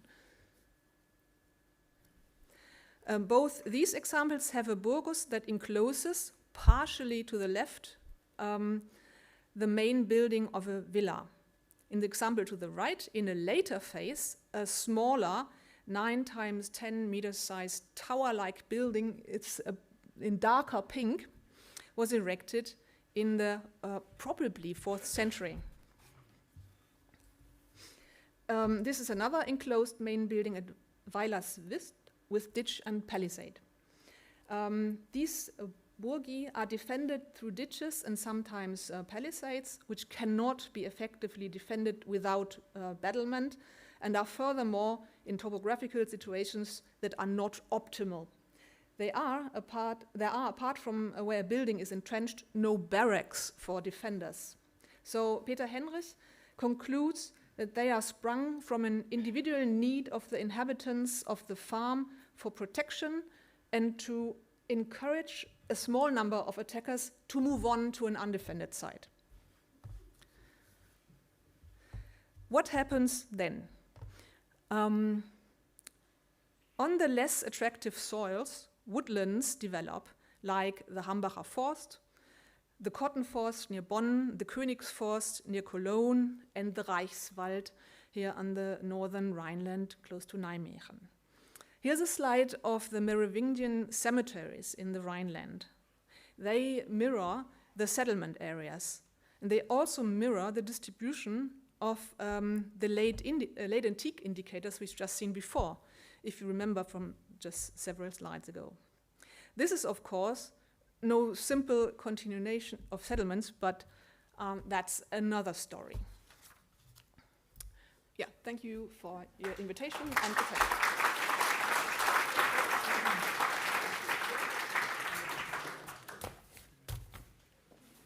Yeah, for questions? Yeah.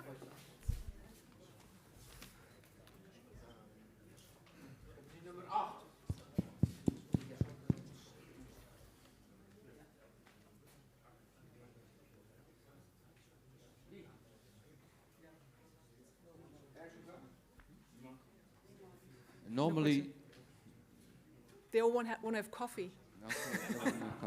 No.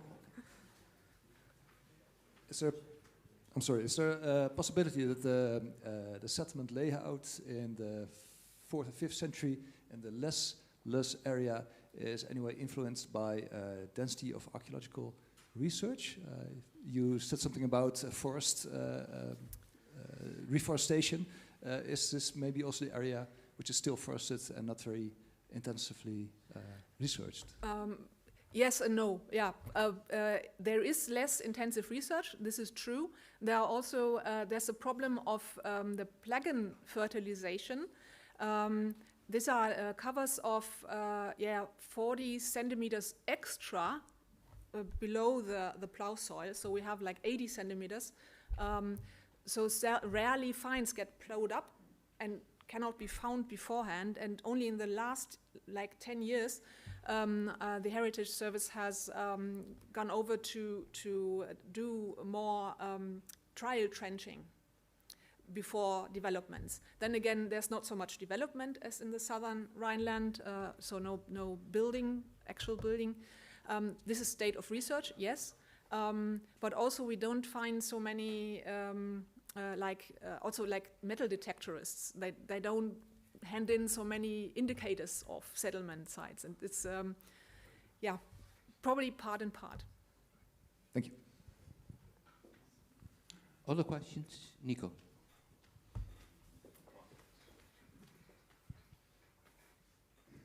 Yeah, Marion, thank you for your presentation. I have one question.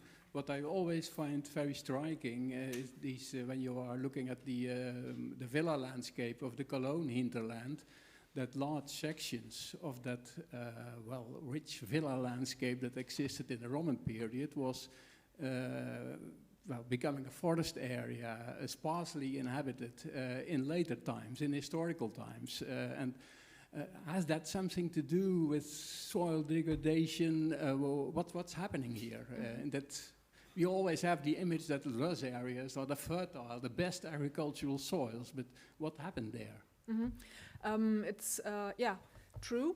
Like for example, the Lösscover in the Hambacher Forst area was not so large. It was below 1 meter.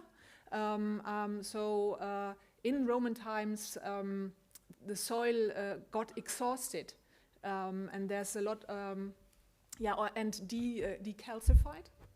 Yeah. So actually, where the soil, the Lösscover was not so thick, the soil was not so good anymore in early medieval times. So you can see that there is still settlement, but only like small islands in the forests. So and the Merovingian or early medieval settlements, they really go on to the very good soils. Probably because there were not so many people then, and they could look for the best soils. Yeah. Marion, thanks. But is there also not a problem with the relief of the landscape in the Hambacher Forest? It was more relief, more accidental than in the Lus area. That was what I remember from my research years ago. The Lus tends to for colluviation, and there. It was in Roman times more of a relief then, and now many of the valleys are just like plains. Okay. Yeah.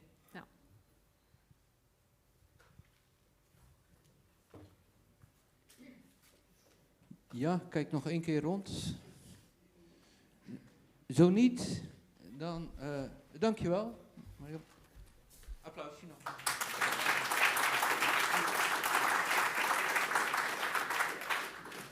Dan gaan we nu voor de koffie en we gaan verder om 3 uur.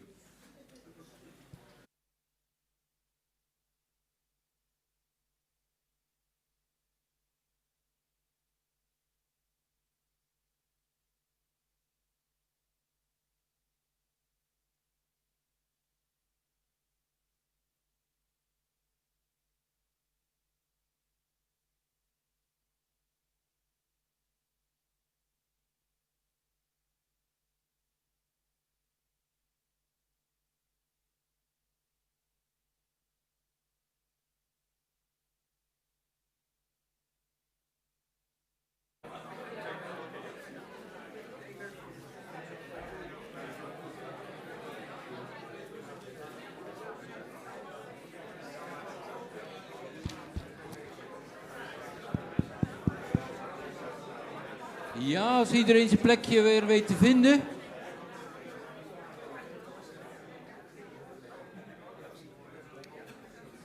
gaan we verder met Wouter van der Meer. Succes.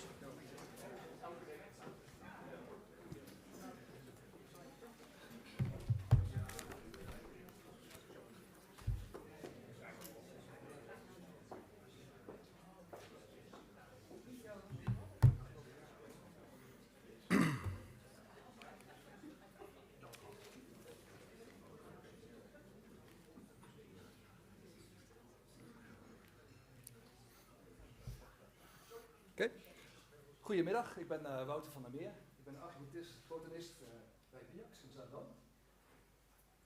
En als je doet, dit is een kuil. Te snel door.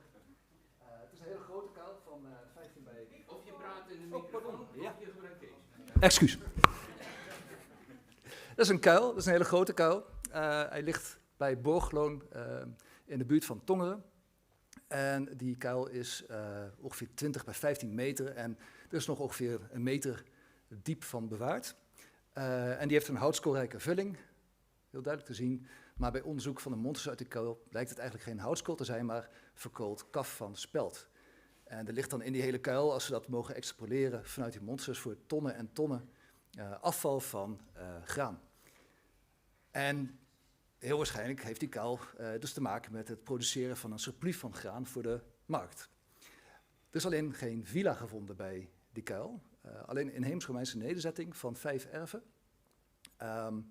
Maar die dateert van iets voor deze kuil. Die nederzetting dateert van 50 tot 150 en die kuil van 150 tot 250. Dus de vraag is, wat is er gebeurd? Die woning is verplaatst. Heeft die zich ontwikkeld tot een villa of is die gewoon alleen maar ergens anders heen gegaan? In elk geval, de vraag blijft, hoe past zo'n kuil in het villa-landschap?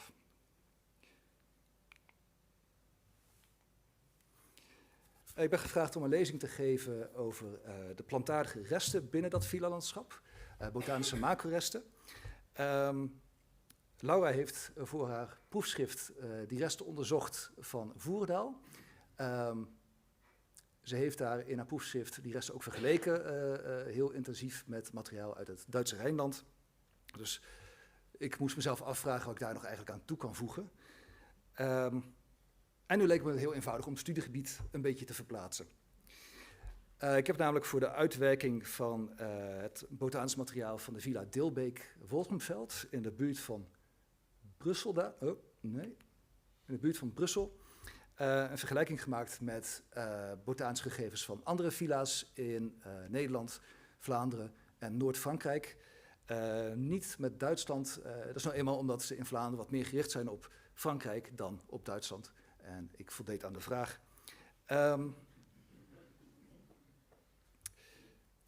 We gaan dus ietsje weg van die borderland farming van Laura. Het was wel een Malta-onderzoek, wat betekent dat ik toch iets opportunistisch moest zijn in het verzamelen van gegevens. Ik heb me daarom beperkt tot gegevens die beschikbaar waren via databases. Natuurlijk de Nederlandse database Radar, die van het Frans Natuurhistorisch Museum en andere. Voor deze lezing heb ik ze nog even geüpdate, want vooral in Radar is de laatste jaren veel gebeurd. Ik heb nog wel gezocht naar archeobotanische data uit Wallonië, maar niet gevonden. Helaas was dat ook vrij ontoegankelijk voor me, dus ik heb het gelaten bij die regio's die ik net noemde. Dat levert een dataset van 26 villa's, voornamelijk in Noord-Frankrijk, een paar in Vlaanderen en heel veel in Nederland. En dan met name hier in Zuid-Limburg is de dichtheid heel hoog. En daar mogen we natuurlijk wel een beetje trots op zijn als Nederlanders. Die villa's die zijn natuurlijk allemaal gelijkwaardig, maar niet helemaal gelijk. Dat zien we onder andere uitgedrukt in het aantal resten dat is aangetroffen op die villa's. Voerendaal, Spant de Kroon. En er zijn nog een aantal andere sites die vrij veel materiaal hebben opgeleverd. Kijken we naar het aantal sporen dat is onderzocht. Waar moet ik eigenlijk heen, Mikke? Ja. Sorry, weer één te ver. Ja, op de computer. Als je wil schakelen. Ja. En dan zit ik hem hier. Ja, oké, daar gaan we. Het aantal onderzochte sporen. Dat geeft een ander beeld, maar dan moeten we ook wel bedenken dat het gaat ook hoe zijn die sporen geadministreerd in het veld en daarna tijdens de uitwerking en welke spooradministratie heeft dan de archeobotanist gevolgd. Maar ik denk dat we wel vrij veilig kunnen zeggen dat de Villa Voerendaal-Ten-Hoven een van de, zo niet de meest intensief onderzochte villa's is op het gebied van macrobotanische resten en archeobotanie.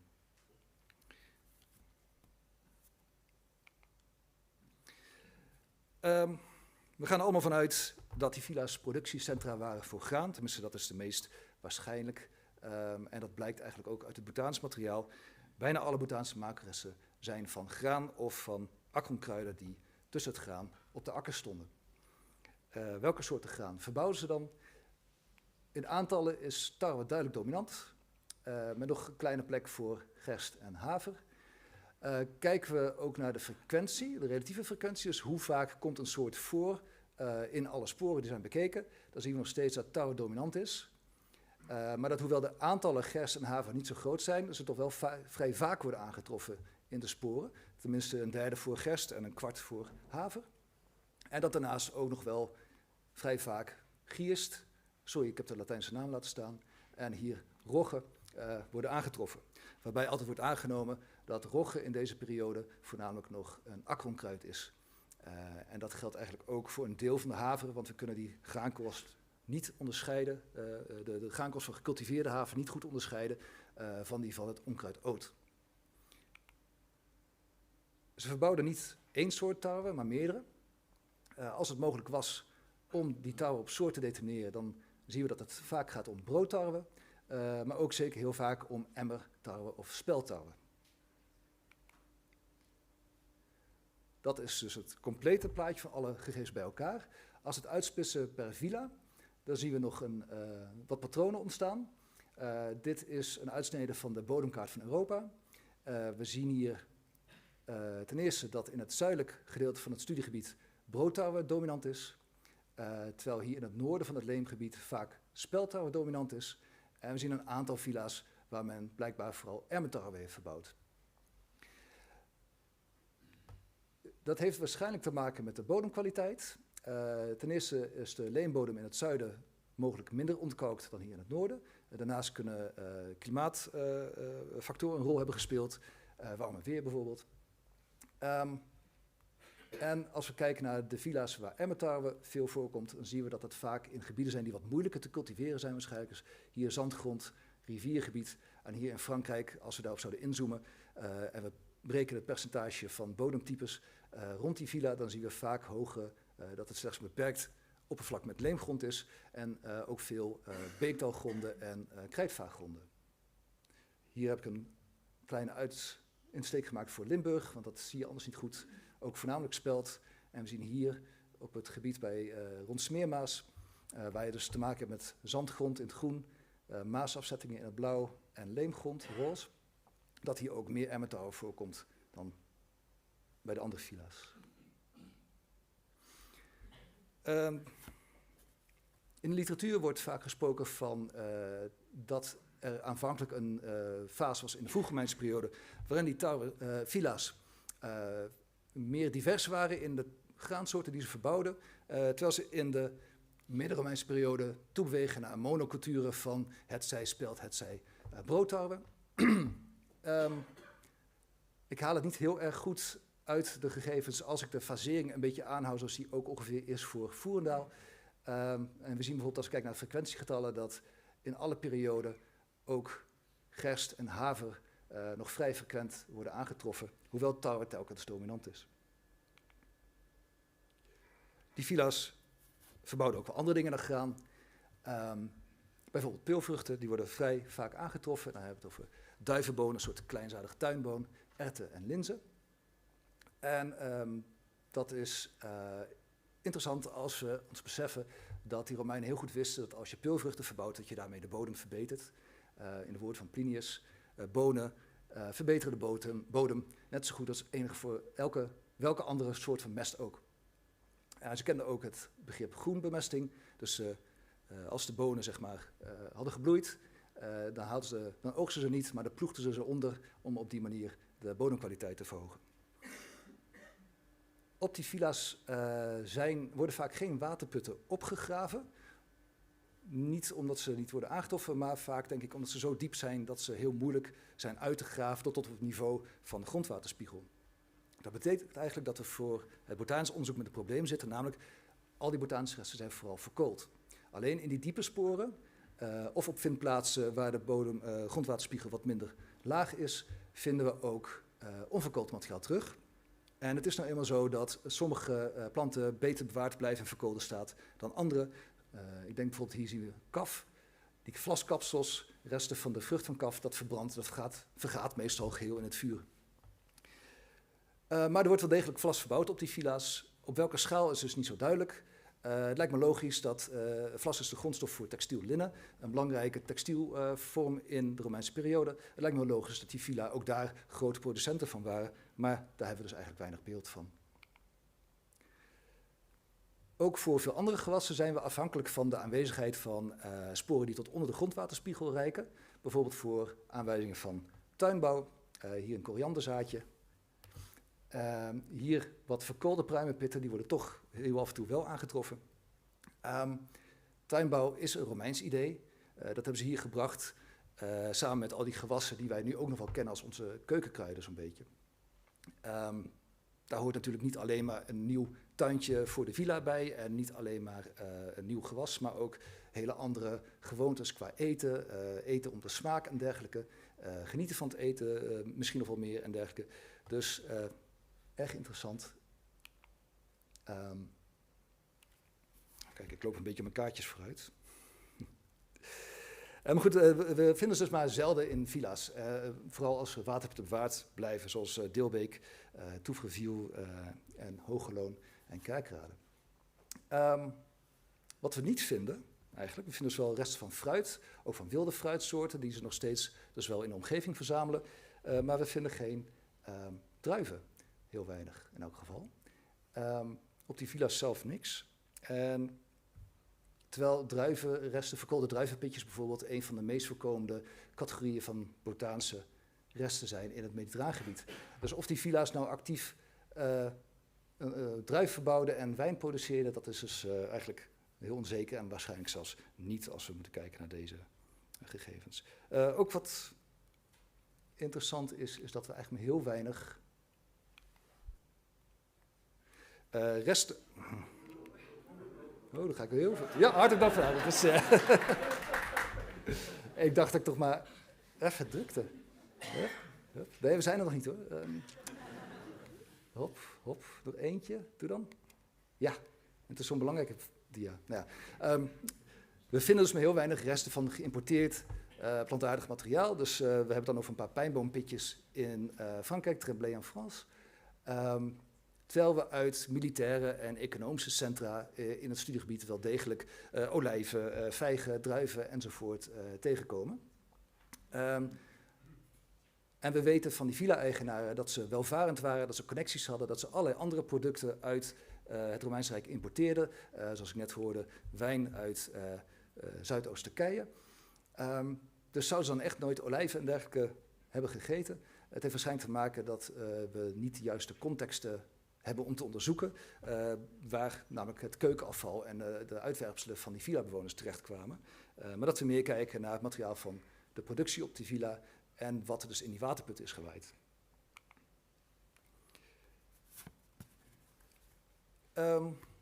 De villa produceert graan.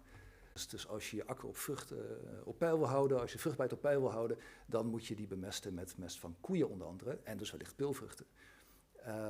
Als er gegevens uit waterputten beschikbaar is, dan zien we daar ook duidelijke palynologische en botanische indicatoren voor graslandbeheer in. Onder andere het ontstaan van hooilandvegetatie. Hooiland is een specifiek soort grasland dat ontstaat wanneer gras wordt gemaaid en afgevoerd, waardoor de bodem verschraalt en verarmt. En er is een andere vegetatie ontstaat dan daar van nature zou zijn. Te Dilbeek zijn die heel duidelijk aangetroffen, ook met mestschimmels die wijzen op de aanwezigheid van vee. Natuurlijk ook botmateriaal, waarbij ik mij heb laten vertellen dat het botmateriaal wijst op vee dat vooral voor eigen gebruik was. Daar weet ik verder niet zoveel van. Maar ze hebben dus ook wintervoer verzameld, of in elk geval hooi, om dieren te voeren die op stal stonden. En het houden van dieren op stal is natuurlijk een manier ook om de mest makkelijk te verzamelen, want je hebt geen zin om achter ze aan te gaan in het veld en alles op te rapen. Te Deelbeek is ook een bijzondere vondst gedaan van een monstertje met wat hooiresten. Bestaan uit stengeltjes en resten van hooilandplanten. En dat is het bruggetje naar het onderzoek wat Otto heeft uitgevoerd voor het boek Voerendaal. Henk sprak er net al eventjes over. Het onderzoek van stabiele isotopen. En dan gaat het in dit geval vooral om het stikstofisotoop 15. Heel eenvoudig. Als er meer stikstof beschikbaar is in de bodem, leggen planten relatief meer van het isotoop stikstof 15 vast dan van stikstof 14. En dat kan je ook meten, ook als het materiaal verkoold is. Dat heeft Otto gedaan.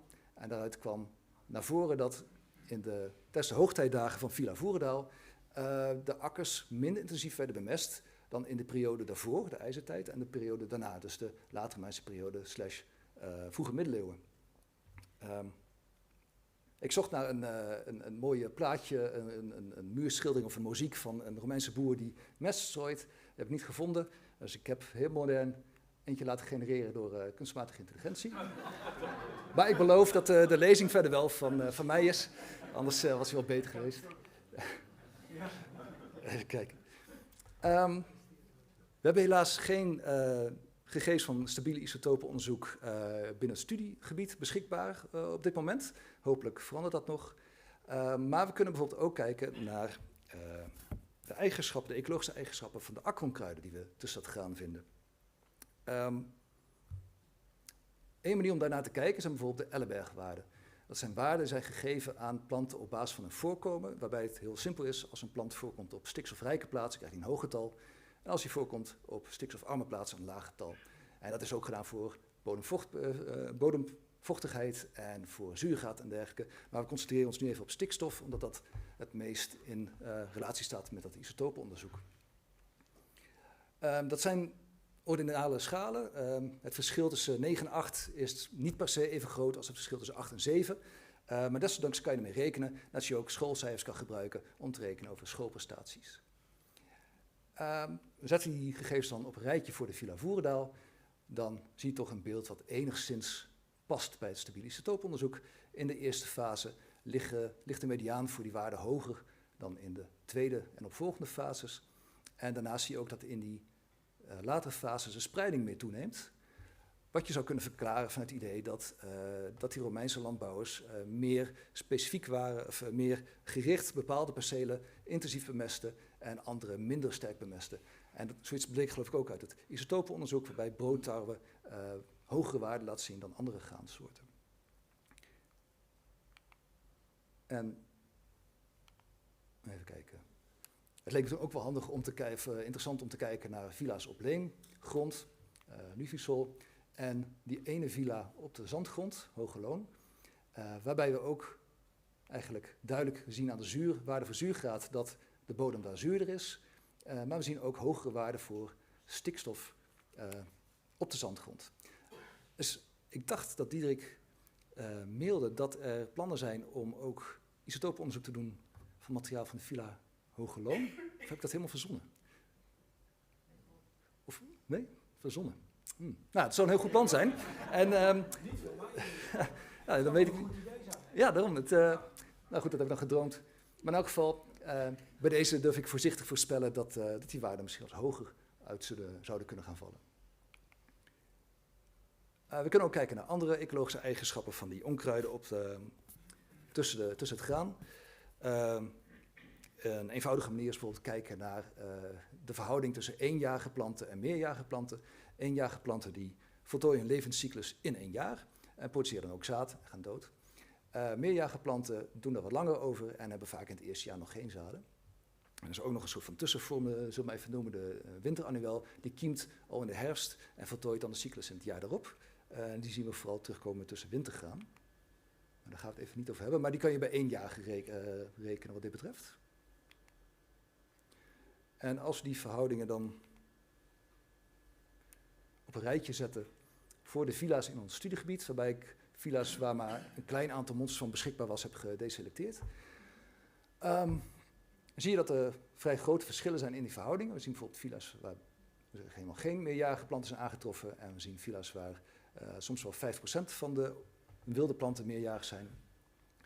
En het is natuurlijk vrij ruw, maar dit suggereert voor mij dat er wellicht verschillen zijn tussen die villa's in de vorm waarin ze landbouw bedreven. De meeste villa's zitten hier een beetje in het middengebied, onder Voerendaal en Dilbeek. Maar wat ook nog interessant is, wat ik niet heb kunnen visualiseren, is dat een groot aantal villa's waarbij emmertarwe dominante tarwesoort is, ze hier in de onderste helft van deze figuur bevinden.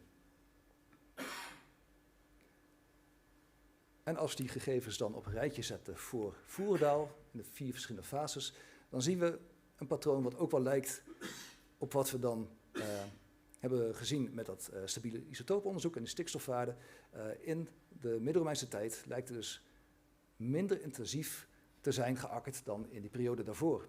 En als we alle villa's op een rijtje zetten, zien we hetzelfde beeld eigenlijk. En nog eventjes, ben ik vergeten om te zeggen, maar het idee is dus als je meer intensief omgaat met je akkergrond, vaker ploegt, dieper ploegt, onkruid wiedt en de braakperiode zo korter houdt, dat je dan meer eenjarige planten hebt, omdat die meerjarige planten die worden door dat akkeren, dat ploegen en dergelijke, worden die vernietigd voordat ze zaad kunnen produceren. Ik wil nog even afsluiten. Nou, en alvast hartelijk dank voor uw aandacht, voor de tweede keer.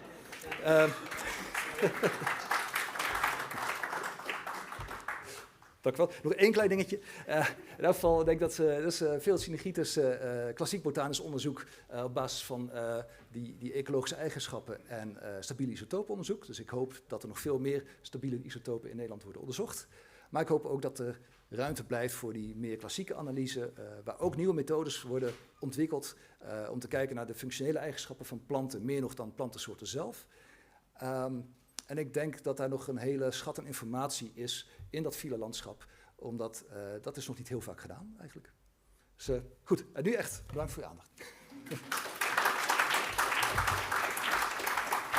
Ja, Wouter. Door je manier van presenteren, ik heb je 3 keer applaus gekregen. Ja, dus, mooi hè? Dus ging heel goed. Dat is al een succes, zou ik willen zeggen. Er is wel net ruimte voor 1 of 2 vragen. Maar anders hebben we straks ook nog de gelegenheid, hoor. Maar kijk eventjes rond. Er is een hoop data waar je allemaal mooie grafieken van gemaakt hebt, waar ik vol bewondering naar zit te kijken. En vervolgens denk, en hoe zou het leven dan ook echt zijn geweest? Ja.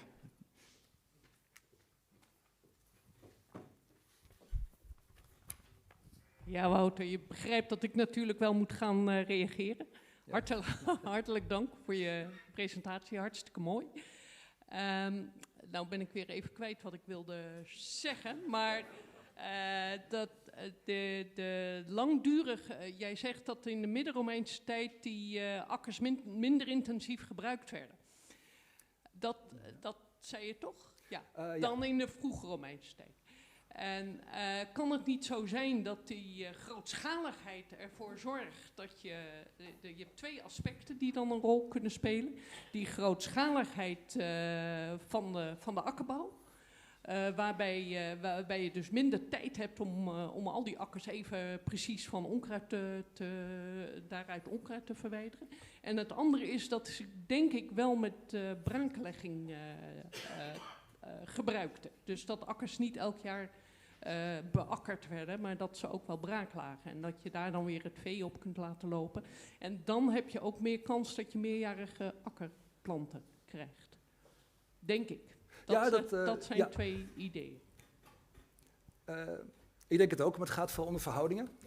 Hoe lang is die braakperiode? Is die jaren of 1 jaar en dergelijke? Is er na begrazing van de velden en dergelijke?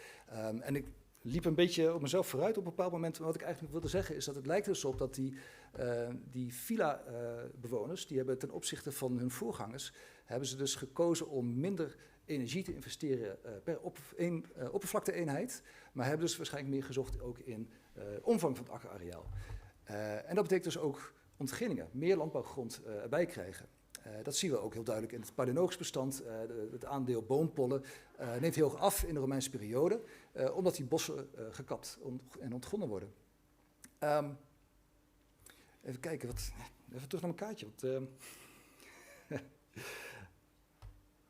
Nou goed, ik denk dat is daar eigenlijk vooral op de schaalvergroting.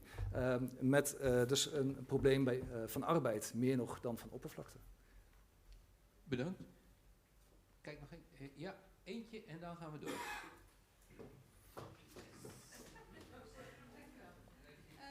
Je noemde 4 soorten granen. Als stadsmens wil ik je er toch iets over vragen. Broodgraan, dat is me duidelijk. Daar wordt dus kennelijk brood van gemaakt.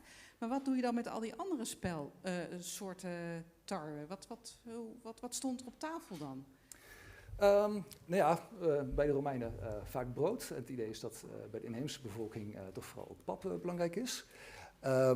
Broodtarwe heet nou eenmaal zo, maar we kennen het gewoon als tarwe. Zeg maar, als wij een boterham eten van tarwebrood, dan is dat broodtarwe. Tegenwoordig zie je in de winkel ook steeds meer speldproducten. En dat kan je min of meer hetzelfde manier gebruiken als broodtarwe, alleen het is een bedekte tarwesoort. Je moet eerst nog een laagje kaften afpellen. En dat is wat arbeidintensief. Maar daardoor is het wel weer beter op te slaan. Emmentarwe heeft een lage glutengehalte, zo uit mijn hoofd. Dus daar is iets minder goed gerezen brood van te maken. Maar je kan er nog steeds... Het hangt ook heel erg af van het landras wat je hebt. Dus ik denk, het zijn allemaal verschillende namen. Die tarwesoorten hebben ook verschillende eigenschappen. Wat misschien van belang is bij de landbouwgrond die je hebt.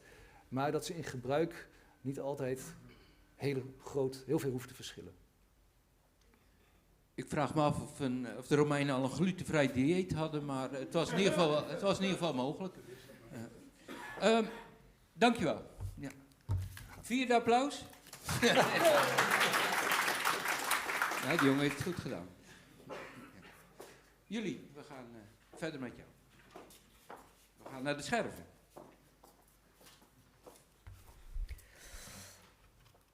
Ik ben een beetje bang geworden van dit ding. Goedemiddag iedereen. Ik zal het vandaag hebben dus over het Romeinse aardewerk van het villa-terrein te Voerendaal. En ik zal focussen op 2 aspecten. Aan de ene kant op de consumptie, dus welk aardewerk is er gebruikt, en op de uitwisseling van aardewerk. En ik zal een paar vindplaatsen uit het Vlaamse, Zuid-Nederlandse en Belgische villa-landschap gebruiken om met Voerendaal te vergelijken. Ik klik. Ja.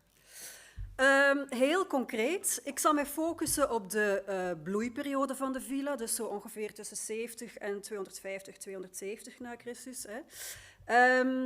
Maar in feite willen we dus graag weten wie woonde er nu en werkte er op dat villa-terrein? En hoe stonden deze mensen in contact met de buitenwereld? Dus met hun onmiddellijke omgeving, maar ook op grotere schaal. Op welke manier zijn zij geïntegreerd in dat Romeinse Rijk, waar we toen ook deel van uitmaakten? Voordat ik u meeneem naar het aardewerkverhaal, toon ik u heel kort de opbouw van deze lezing, zodat u weet waar u zich aan kan verwachten. Allereerst zal ik u iets vertellen over de aanpak, dus over de manier waarop het aardewerk is bekeken. Hoe kunnen we die onderzoeksvragen, dus die vragen die we willen beantwoorden met het aardewerk, hoe doen we dat? En op welke manier kan dat nieuwe informatie opleveren? Het beantwoorden van die vragen, wie waren actief op het villa-terrein en hoe stonden zij in contact met de buitenwereld, zal ik doen door op 2 aspecten van het aardewerk te focussen. 1, de functie van het aardewerk. Dus gaat het om luxe eet- en drinkgerij, over transportcontainers, kookgerij enzovoort. En ik ga focussen op de uitwisselingsnetwerken. En die bestuderen we dus door naar de herkomst van het aardewerk te kijken. Ja, en we eindigen natuurlijk met de conclusies. Nou, terug. Ja. Ja. Mijn aanpak. Hoe hebben we het aardewerk bestudeerd? Ik ga daar niet al te diep op in, maar toch heel kort. Bij traditioneel en vooral wat ouder onderzoek ligt de focus behoorlijk op luxewaar.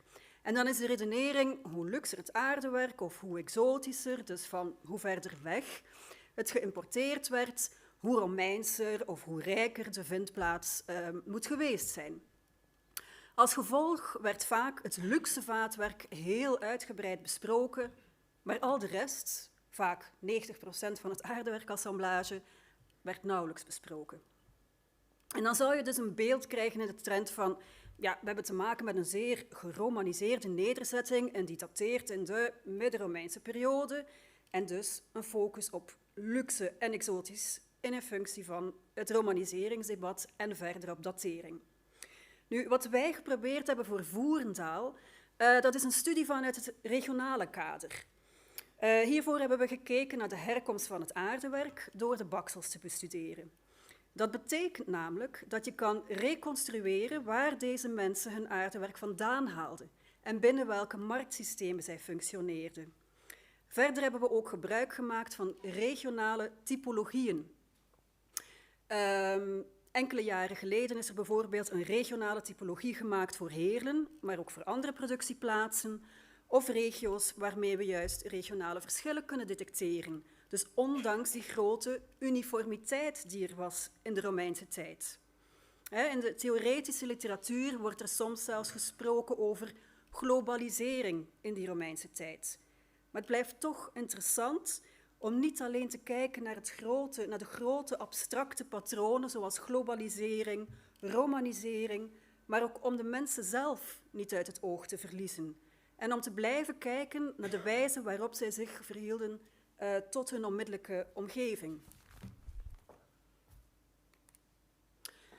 Zoals gezegd zal ik Villa Voerendaal vergelijken met andere vindplaatsen in het villalandschap. Zoals al herhaaldelijk verteld natuurlijk, in de onmiddellijke omgeving van Voerendaal zal ik vaak het kleine Romeinse stadje de Vicus Heerlen noemen, Coriovallum. In de omgeving liggen de rurale vindplaats Trilandus, die ook met graanproductie in verband gebracht wordt, en de villa van Kerkrade Holskuil. Dus deze vindplaatsen liggen in de Civitas Traianensis. En belangrijk voor de herkomst van het aardewerk is dat Heerlen een belangrijk productiecentrum was, net als Jülich en Zoller, zoals u ook ziet op de kaart. Verder ziet u de stad Tongeren en daar iets ten zuiden van gelegen de Maasregio, de Belgische Maasregio. En dan ten noorden daarvan is in de Vlaamse Haspengouw Tienen aangeduid. En dan nog een stukje noordelijker, in Noord-Brabant, zien we de Villa van Hogeloon. Zoals u ziet zijn Tongeren, de Maasregio, Tienen en Hogeloon gelegen in de Civitas Tungrorum. Dat mag u voor nu even vergeten, maar daar kom ik later wel even op terug. Laten we even kijken wat de functie van het aardewerk ons vertelt. In Voerendaal is er een flink aandeel drink- en eetgerei verzameld. En dit sluit goed aan bij de andere villa's uit het villalandschap. En het hangt een beetje van vindplaats tot vindplaats af, of dit nu overwegend uit terra sigillata bestaat, uit geverfde waar, en ook afhankelijk van de datering uit Belgische waar, en dan met name terra nigra. Maar het gaat er dus om dat we een flinke component vaatwerk hebben dat wijst op typisch Romeinse eet- en drinkgewoonten. Eten uit een individueel bord en drinken uit je eigen beker is echt iets wat door de Romeinen is geïntroduceerd en wat je in deze aantallen vooral ziet in steden, op villaterreinen, in militaire vindplaatsen, plekken waar dit soort Romeinse eet- en drinkgewoonten dus veel gebruikelijker waren dan op bijvoorbeeld eenvoudige rurale nederzettingen van Zuid- of Midden-Nederland. Nog zo'n voorbeeld van een product dat je niet gauw vindt op eenvoudige rurale nederzettingen, maar wel in grote hoeveelheden op villaterreinen, is de honingpot. En dat geldt eigenlijk voor het gehele villalandschap. Algemeen wordt er aangenomen dat er op en top mediterrane voedingsmiddelen in hebben gezeten. Maar een ingekraste tekst op een exemplaar uit het stadje Heerlen, waar deze honingpotten ook massaal geproduceerd zijn, die wijzen in dat geval op honing als inhoud.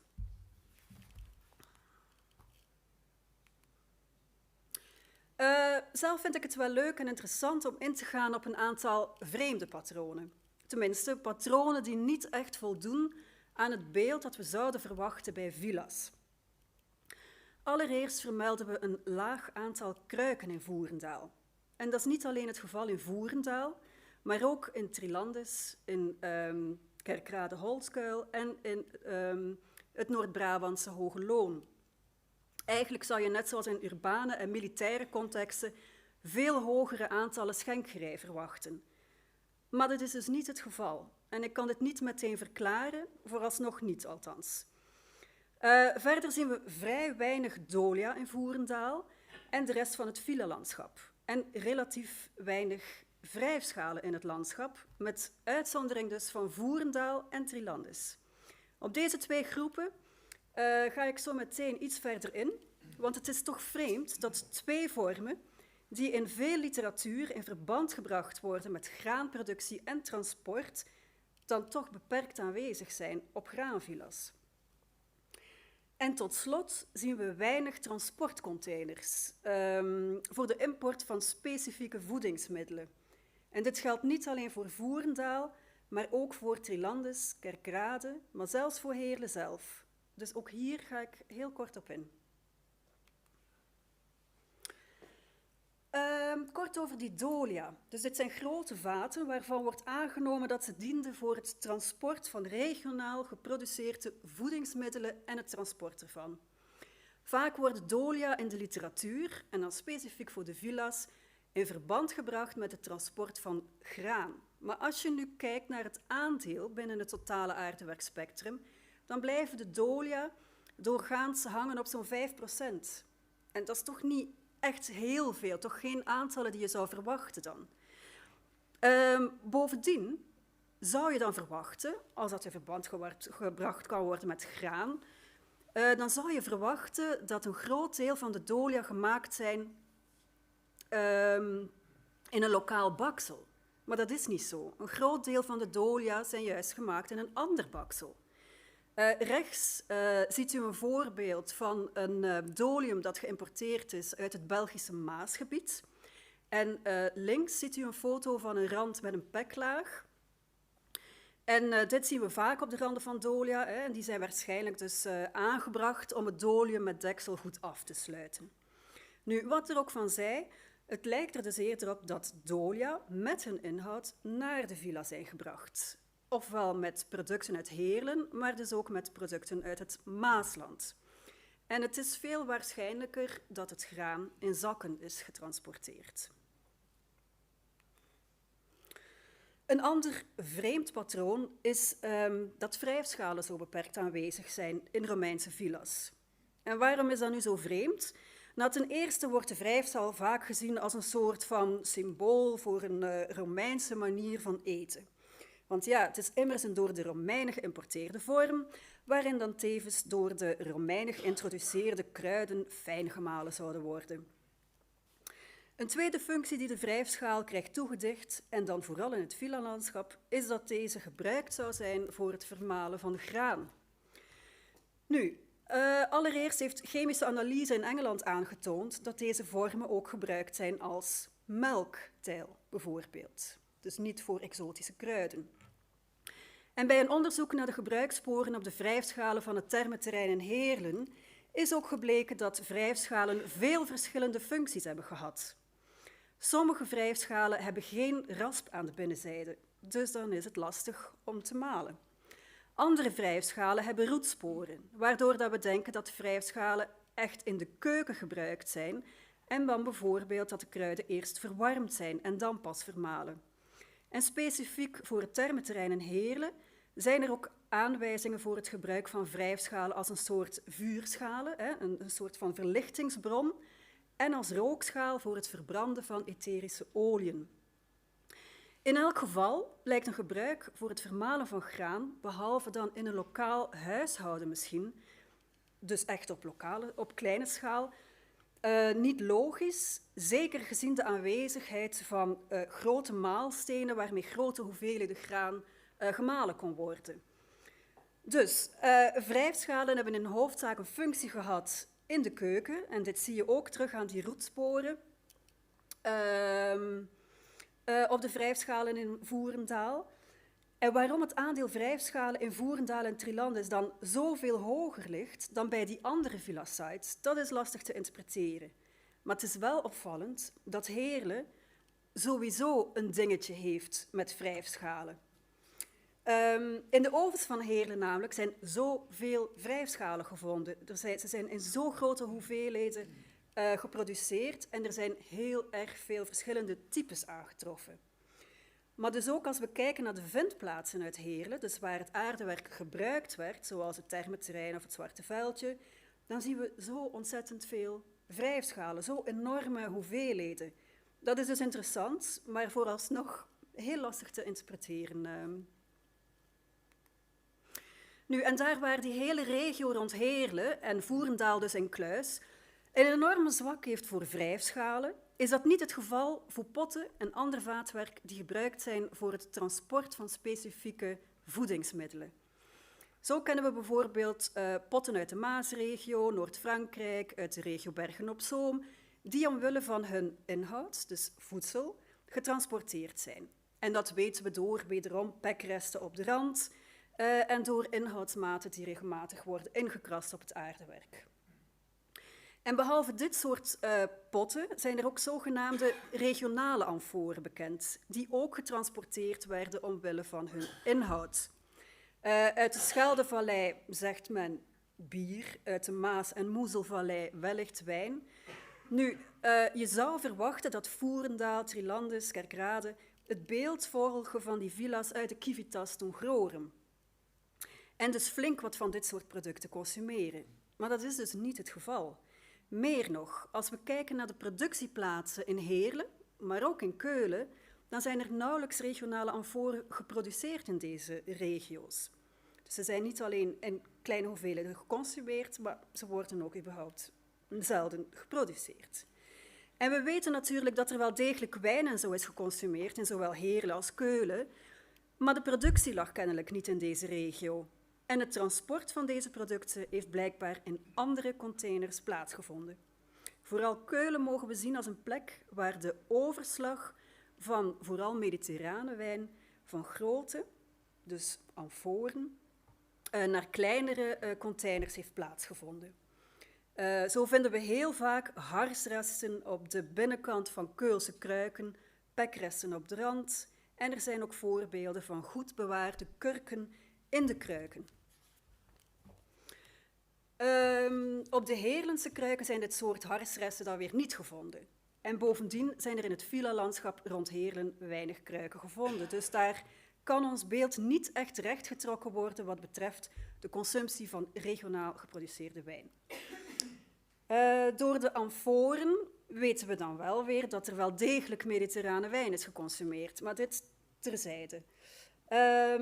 In ieder geval wijken alle vindplaatsen die zich bevinden in de Civitas Traianensis, dus toch de villa-sites rond Heerlen en Heerlen zelf, af van die villa-sites uit de Civitas ton Grorum.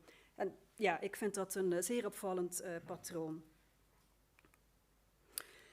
In Voerendaal, maar dit geldt eigenlijk voor alle villa-sites, wordt de absolute hoofdmoot in beslag genomen door ruwwandig gebruiksaardewerk. Gewoon aardewerk dat gebruikt werd in de keuken.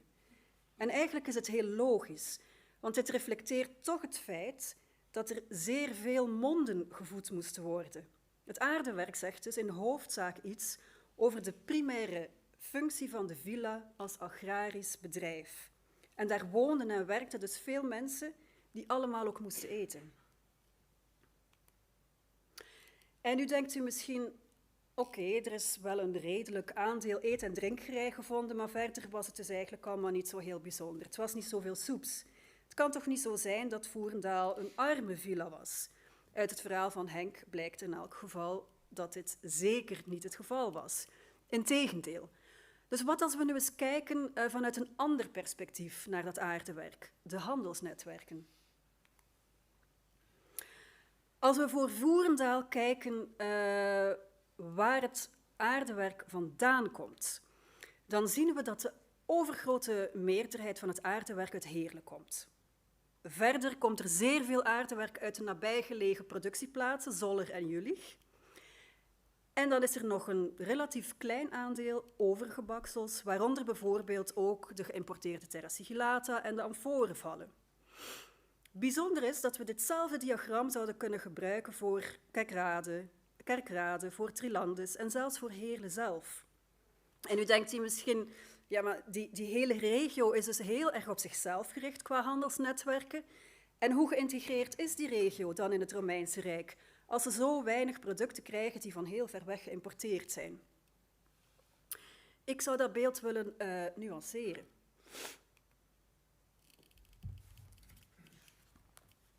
Wanneer we kijken naar de Heerlense productie, en dit is toch het productiecentrum dat Voerendaal grotendeels heeft voorzien van aardewerk, dan zien we een zeer grootschalige productie die ontzettend goed aansluit bij productiecentra uit de Limes-regio, zowel qua schaal als qua spectrum. En met dat spectrum dan bedoel ik dus alle op- en top Romeinse vormen, die werden daar in grote hoeveelheden geproduceerd. Dus eet- en drinkgerei, kruiken, honingpotten, wrijfschalen, dolia en dus ook dat gebruiksaardewerk in de vorm van potten, kommen en borden die gebruikt werden in de keuken. Een groot deel van de Heerlense typologie, dus van die vormen, komen overeen met dat uit het Rijnland. Maar toch zijn er ook regionale verschillen die zeer kenmerkend zijn voor dat gebied Heerlen, Jülich en Zoller. Zo zien we bijvoorbeeld in die periode tussen 70 en 120 een grote voorliefde voor het beschilderen van ruw aardewerk, zoals je ziet op de foto daarboven. Dat is heel kenmerkend voor die regio. Een ander voorbeeld zijn die typische potten met beschilderde cirkels, die zo bekend zijn in Heerlen, maar het kunnen even goed gezichtjes zijn of zigzagpatronen die aangebracht zijn.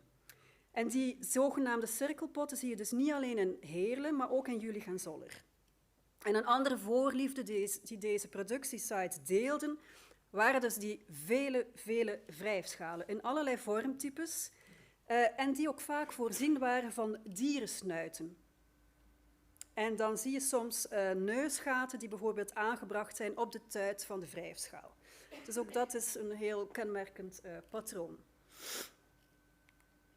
Nu, voor die Tongerse en die Maaslandse villa-regio geldt eigenlijk hetzelfde qua productie. Ook hun producties zijn enorm beïnvloed door de Rijnlandse producties uit de Limeszone.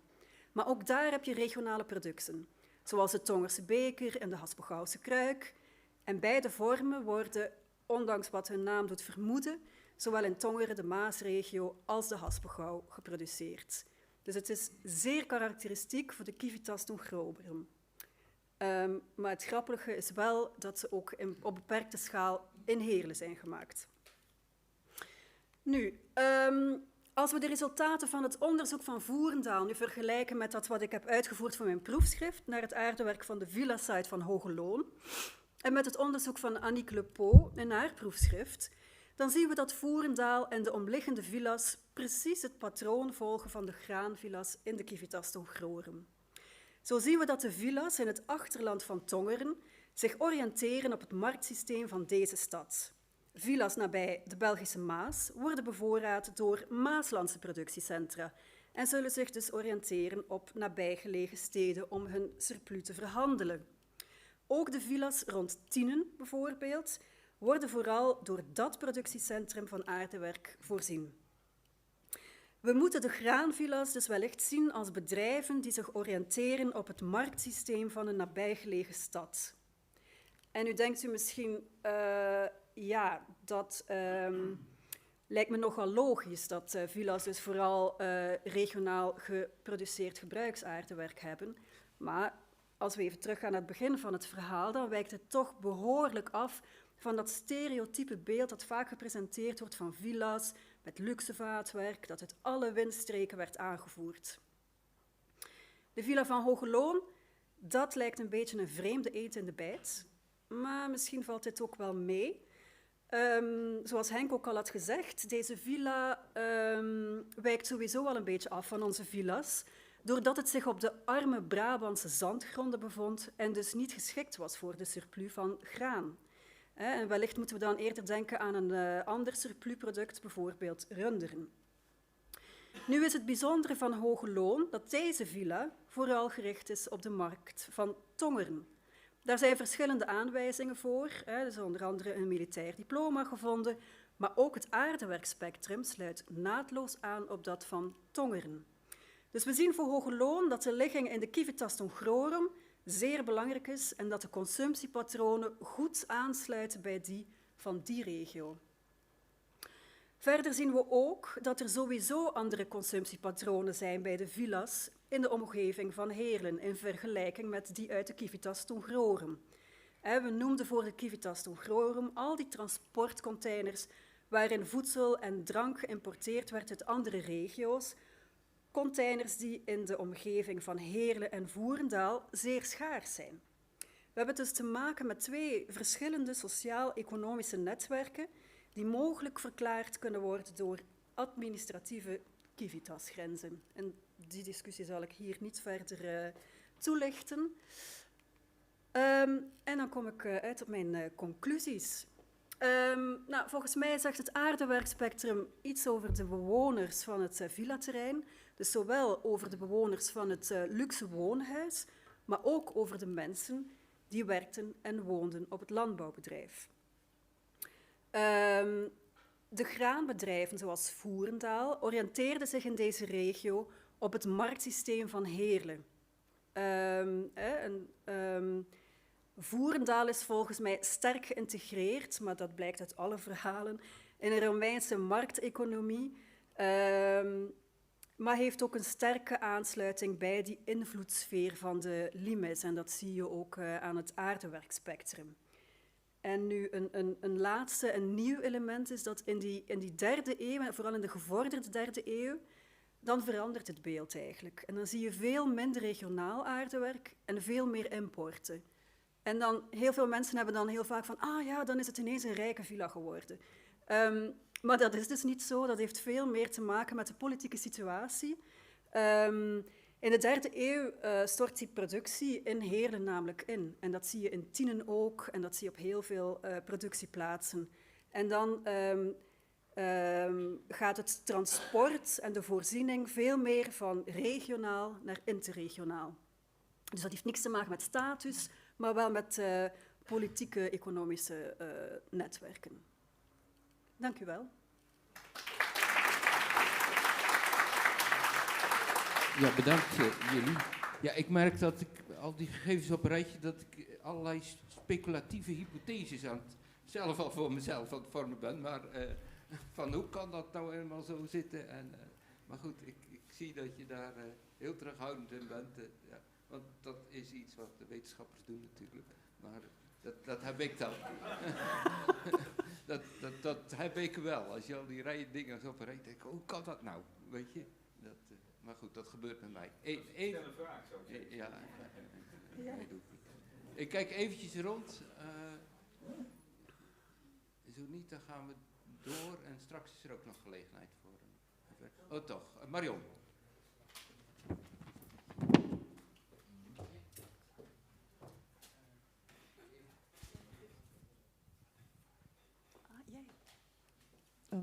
Je hebt het over dat vervoer, heb je het gehad, hè? Over die dolia. Ja. En ik neem aan dat daar vooral vloeistof of zo in vervoerd werden dan. En graan in zakken. En ik vroeg me af, zijn daar zakken ook echt gevonden? Want, ja goed, dus eventjes. Nieuwsgierigheid. Er staan ook afbeeldingen uit de Romeinse tijd. Graanzakken. Maar niet gewoon in een context of iets? Nee, graan, hè?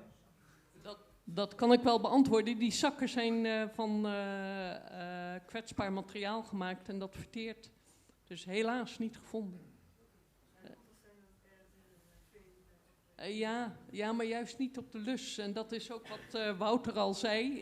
Wij willen heel graag die onverkoolde plantenresten hebben. En de onverkoolde vezels ook. Want daar kun je zo verschrikkelijk veel meer nog vertellen.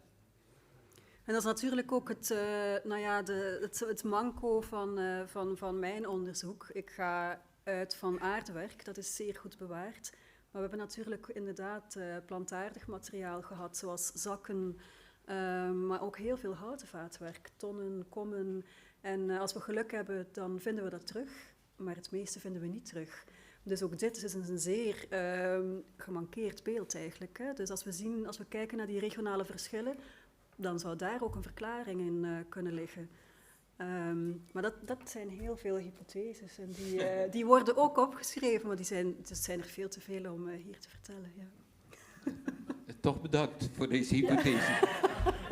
En ik verlang naar het moment dat er gewoon een Romeins schip met man en muis vergaan, zeg maar, met allerlei lading in de Maas, dat we dat nog eens een keer vinden, goed geconserveerd. Zo'n verlangen heb ik dan ook. En als we dan toch bij zijn, ook nog een zeevarend schip wat naar Engeland ging, zeg maar. Die wil ik ook nog. Ja. Ja. Bedankt, jullie. Ja. Jasper, jij bent aan de beurt. Gepromoveerd bij Willem.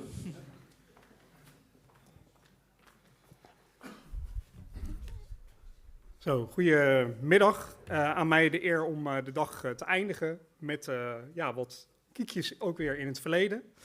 Nostalgie of nieuwe informatie, de uitwerking van oude opgravingen.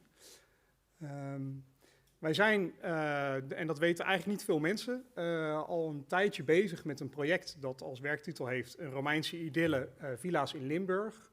En dat is een project wat we met een aantal partners uitvoeren. Het Limburgs Museum, de Rijksdienst en het Thermenmuseum en het Rijksmuseum van Oudheden natuurlijk. Waarbij we eigenlijk bezig zijn met een tentoonstelling, maar ook met het uitwerken van een heleboel oude opgravingen. En linksonder het projectteam, de meeste mensen zitten hier ook, hartstikke leuk. Wat zijn we aan het doen? We kijken naar het RMO vroeger. Was heel actief in Limburg met opgravingen en aankopen. Daar zijn heel veel gegevens uitgekomen. Er zijn ook hele mooie plaatjes van, zoals u kunt zien. Hele oude foto's. Maar hoe is dat project nou eigenlijk ontstaan? Hoe zijn we daar nou opgekomen? Nou, er zijn een aantal aanleidingen voor. De eerste aanleiding was eigenlijk toen ik net zelf begonnen was als conservator in het RMO.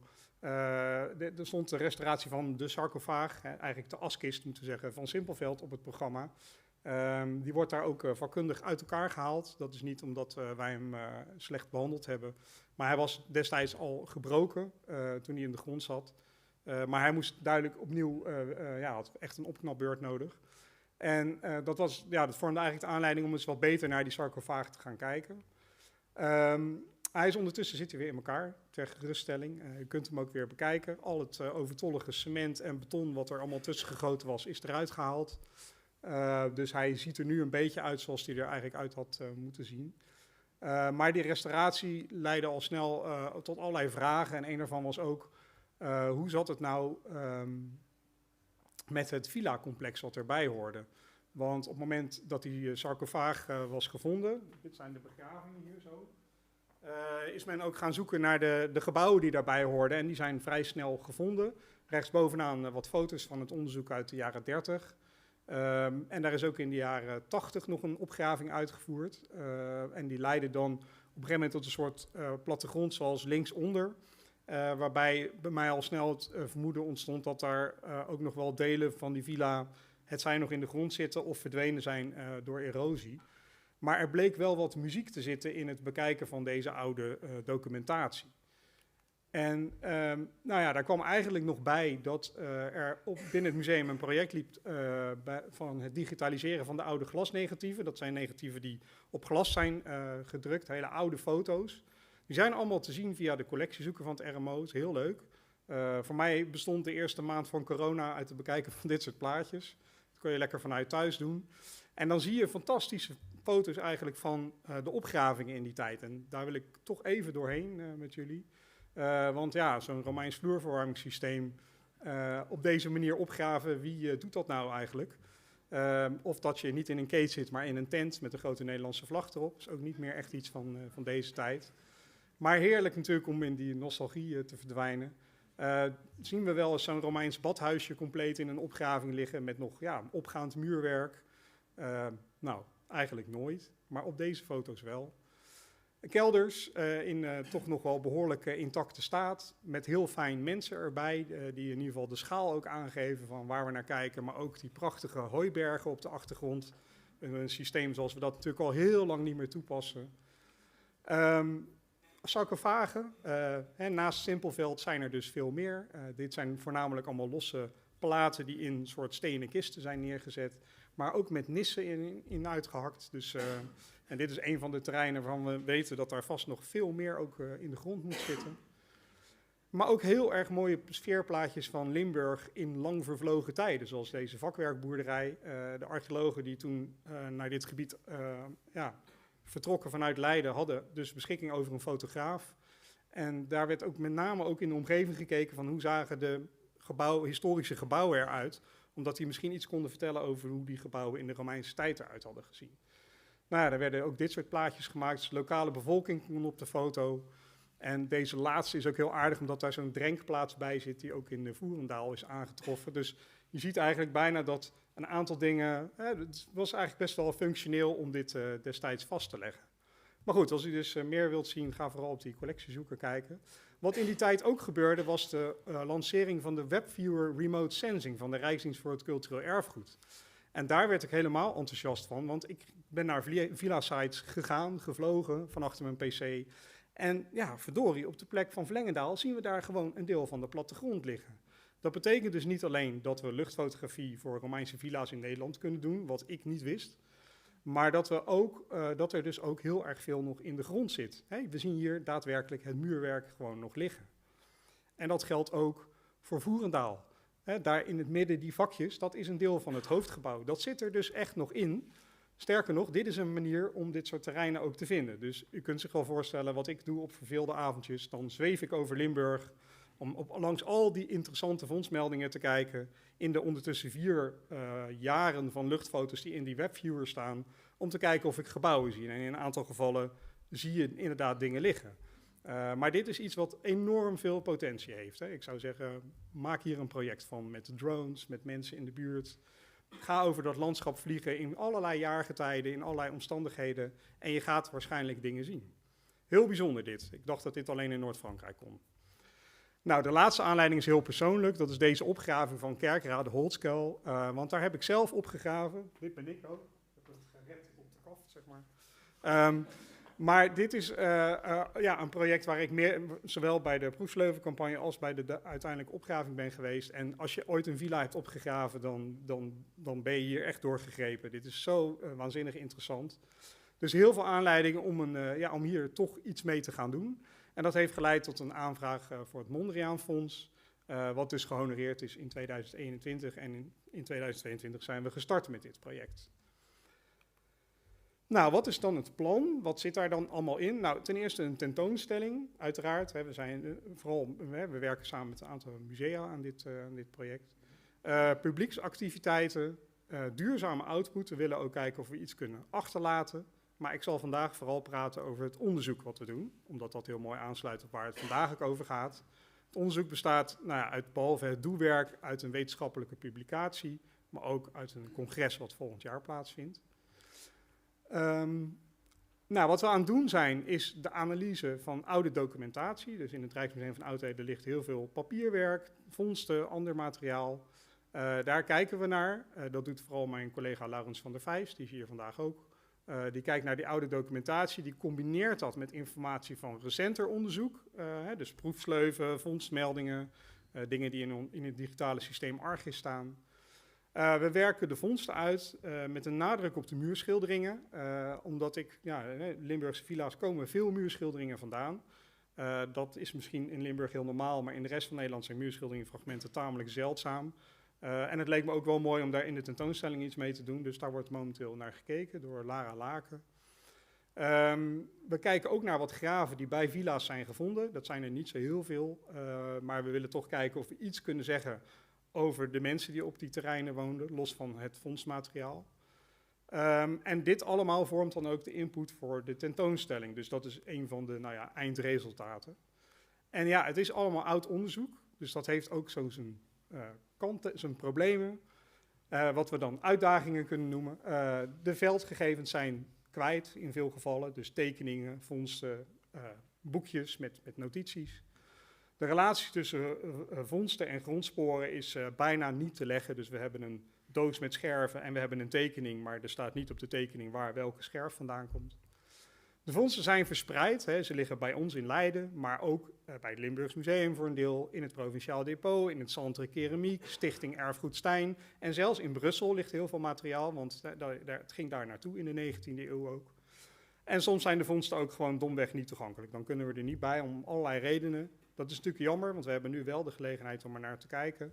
Maar goed, we doen het dan met waar we wel bij kunnen. En dat is gelukkig ook al een heleboel.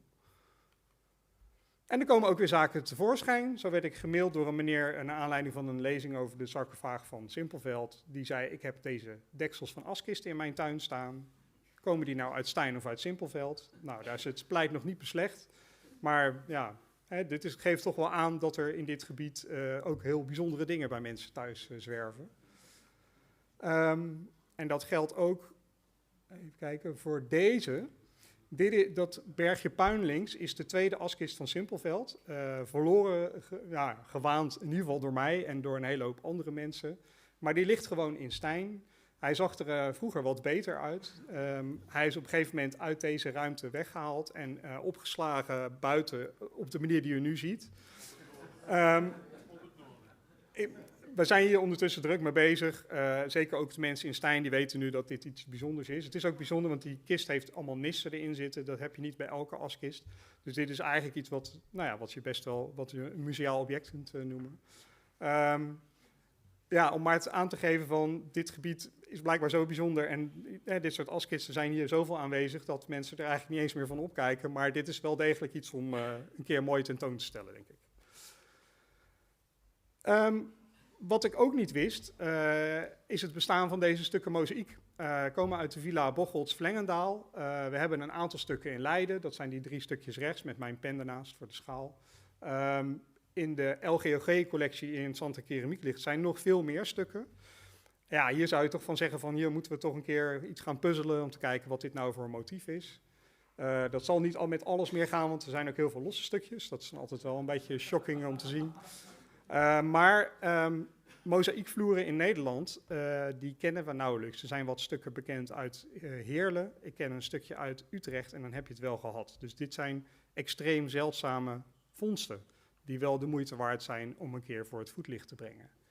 En als je dan gaat kijken naar de veldtekening van deze opgraving, dat is de tekening rechts uit 1911, hartstikke mooie plaat, dan staat daar aangegeven in 1 ruimte, groot vertrek met grotendeels bewaarde vloer met mozaïekborduur, niet onderzocht.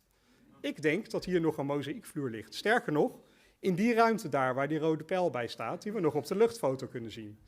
Met andere woorden, er zit enorm veel muziek nog in het Limburgse villa-gebied voor de toekomst. Nou, wat korte resultaten dan. Het is vooral nog werk in uitvoering. We zijn er heel druk mee bezig. We hebben een keiharde deadline van 1 juni voor de wetenschappelijke publicatie, dus we moeten opschieten. Maar goed, er komt enorm veel informatie uit. Rechts een lijst met de villa-sites waar we naar kijken. Die bevinden zich allemaal binnen de provincie Limburg. Wat we met die oude villa-opgraving hebben gedaan, dat is vooral het werk van Laurens. Die heeft de locatie vastgesteld, tekeningen gevectoriseerd, de plattegronden geanalyseerd. En misschien is daar dan voor een deel ook een ontwikkeling in zichtbaar, dat hopen we dan. Nou, wat plattegronden, dit is de villa van Lemiers. Daar was maar 1 tekening van gemaakt, dus dan is dat waar je mee moet werken. Het aardige is, al die witte lijntjes zijn gereconstrueerde muren. Dus wat er is gevonden is eigenlijk niet wat we allemaal kennen als plattegrond. Dus dat geeft ook aan dat we daar kritisch naar moeten kijken, zeg maar. Er zijn ook opgravingen die heel gecompliceerd zijn. Is de Villa Kaalheide in Kerkrade, die in 4 vlakken is opgegraven. Ja, dat is gewoon een enorme puzzel. En daar valt weer heel veel meer informatie uit te halen. Nou, als we dan kijken naar de ontwikkeling van die terreinen, linksonder het plaatje wat ik had gemaakt. Nou, daar heb ik met Laurens, zitten wij dan via WhatsApp en zo plaatjes over te pingen. Daar blijkt dat daar waarschijnlijk toch veel meer aan gebouwontwikkeling in zit dan dat ik er in eerste instantie zelf uit had gehaald. Dus we zien wel degelijk dat er in een aantal van die gebouwen ook nog wel iets van de gebouwgeschiedenis terug te halen is. Nou, wat over het fondsmateriaal dan. dit is één aspect wat ik eruit wilde lichten, wat ik niet wist. Dit zijn allemaal platen natuursteen die komen uit Heer Bakkerbos, de Villa Bakkerbos. Die hebben we laten bekijken door Roland Reesen. En die heeft dan een aantal natuursteensoorten eruit gehaald, zoals Gris d'Ardenne uit het Ardennengebied. Net als Rouge Royale, dat is moderne foto's staan rechts. Rouge Royale ook uit België. Maar Lutetiaan kalksteen komt gewoon uit Parijs. Dat zijn ook stukken die we hier zeker tegenkomen.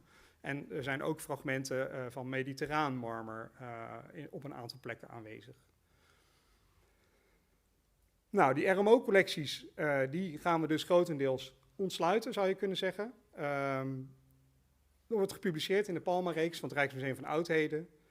Maar je zou kunnen zeggen van, ja, is er dan nog mogelijkheid voor verder onderzoek in Limburg? Zeker weten, er is enorm veel potentie. Deze foto's staan ook bij ons op de collectiezoeker.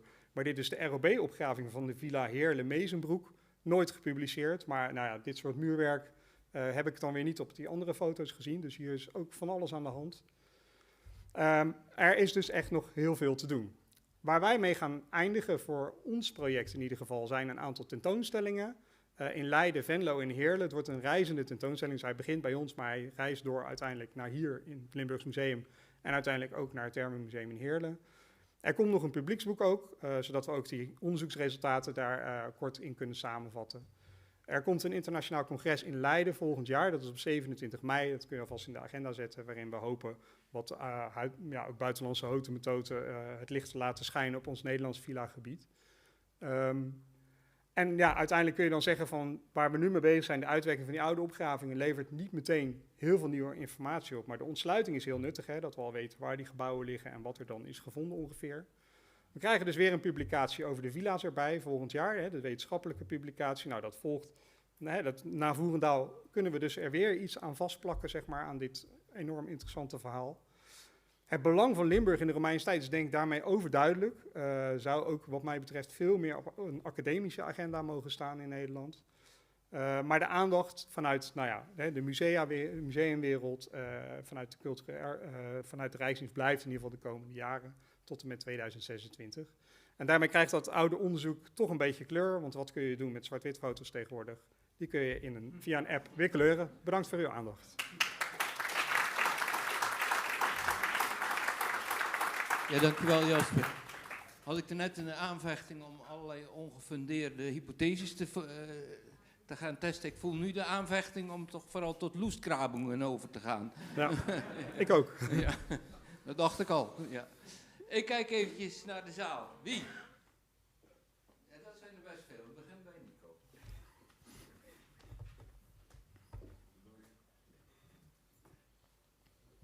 Ja, Jasper, een schitterend verhaal. Wat de gedachte die bij mij even te binnen schoot, dat het ook een interessant aspect kan zijn om dat Limburgse villa-landschap te vergelijken met dat villa-landschap waar Marion straks over gepraat heeft in die Neder-Rijnse lusregio, die zwaar bebost is geraakt naar de rand en waar je dus, wat ik verschillende keren gezien heb, als je dan op zo'n opgraving komt, dan zie je nog van een villa nog net het onderste gedeelte van de kelder en de rest is helemaal weggeërodeerd. Terwijl je hier in die Limburgse regio toch veel, je hebt dat fotomateriaal getoond, dat is ook een beeld wat ik ook heb, dat je veel villa's hebt die toch nog redelijk, of eigenlijk heel goed geconserveerd zijn. Dus het erosieverhaal wat daar in de Romeinse tijd en na de Romeinse tijd heeft, daar zitten dus blijkbaar grote regionale verschillen in. En dat is misschien ook een belangrijk aspect om mee te nemen. Ja, nou dat is, wij werken in dit project samen met de Rijksdienst ook.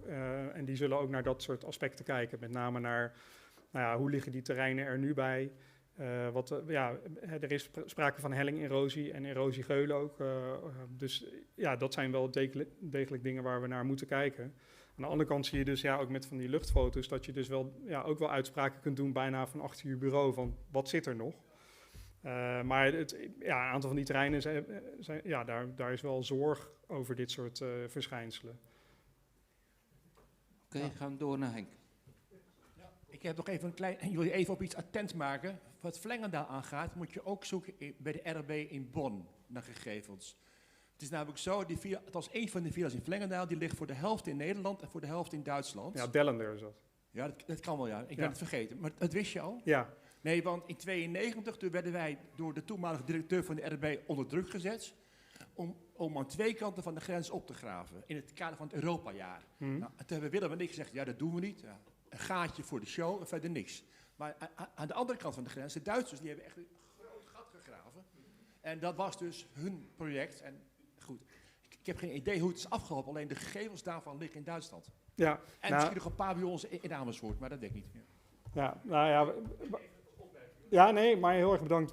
Dat is een beetje wat we de hele tijd in dit project moeten doen, is vooral stoppen met nog meer villa's te bekijken. Want er is ontzettend veel materiaal.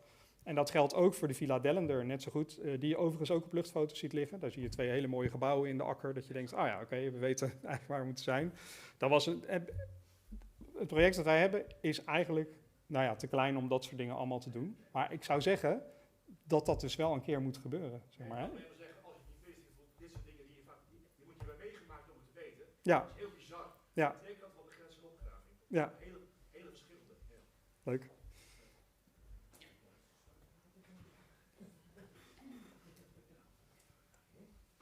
Ik voel er heel even de behoefte om een kleine toelichting te geven over de askist van Simpelveld. Ik ben bestuurslid van Stichting Erfgoed Steen.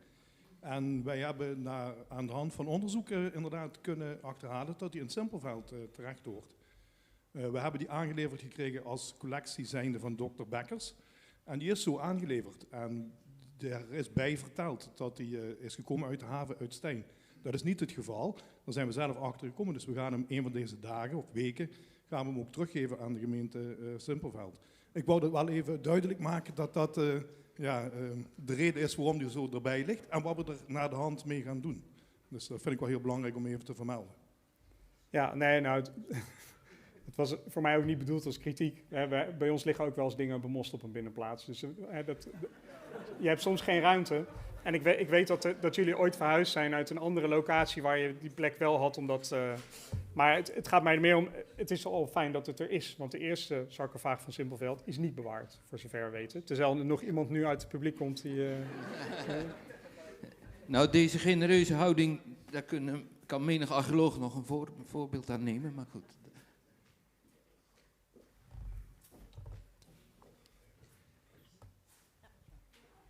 Jasper, dankjewel voor je mooie presentatie. Wat mij heel erg opvalt, is dat er vanuit de Rijksdienst en vanuit het RMO minder contact gezocht wordt met de gemeentes, waar ook nog heel veel kansen te halen valt, ook voor onderzoek naar die villa-terreinen. En er is ook heel veel kennis bij de gemeentes aanwezig. Dus ik zou zeggen, daar ligt nog een kans voor jullie bij dit project. Ja, dankjewel. Dat is wel voor een deel ook een bewuste keuze geweest. Omdat wij ons eigenlijk gewoon continu moeten beperken. En je handen jeuken echt om dit uit te rollen en groter te maken. Maar ja, voor ons, op een gegeven moment hebben we ook gezegd, we gaan gewoon alleen die villa-terreinen bekijken waar we documentatie van in het RMO hebben. En dat was al een enorme aderlating eigenlijk. Maar je hebt helemaal gelijk, dus ik spreek je straks nog wel even aan. Heel goed, dan kunnen wij er achteraf mee aan de slag. Bedankt. Ja.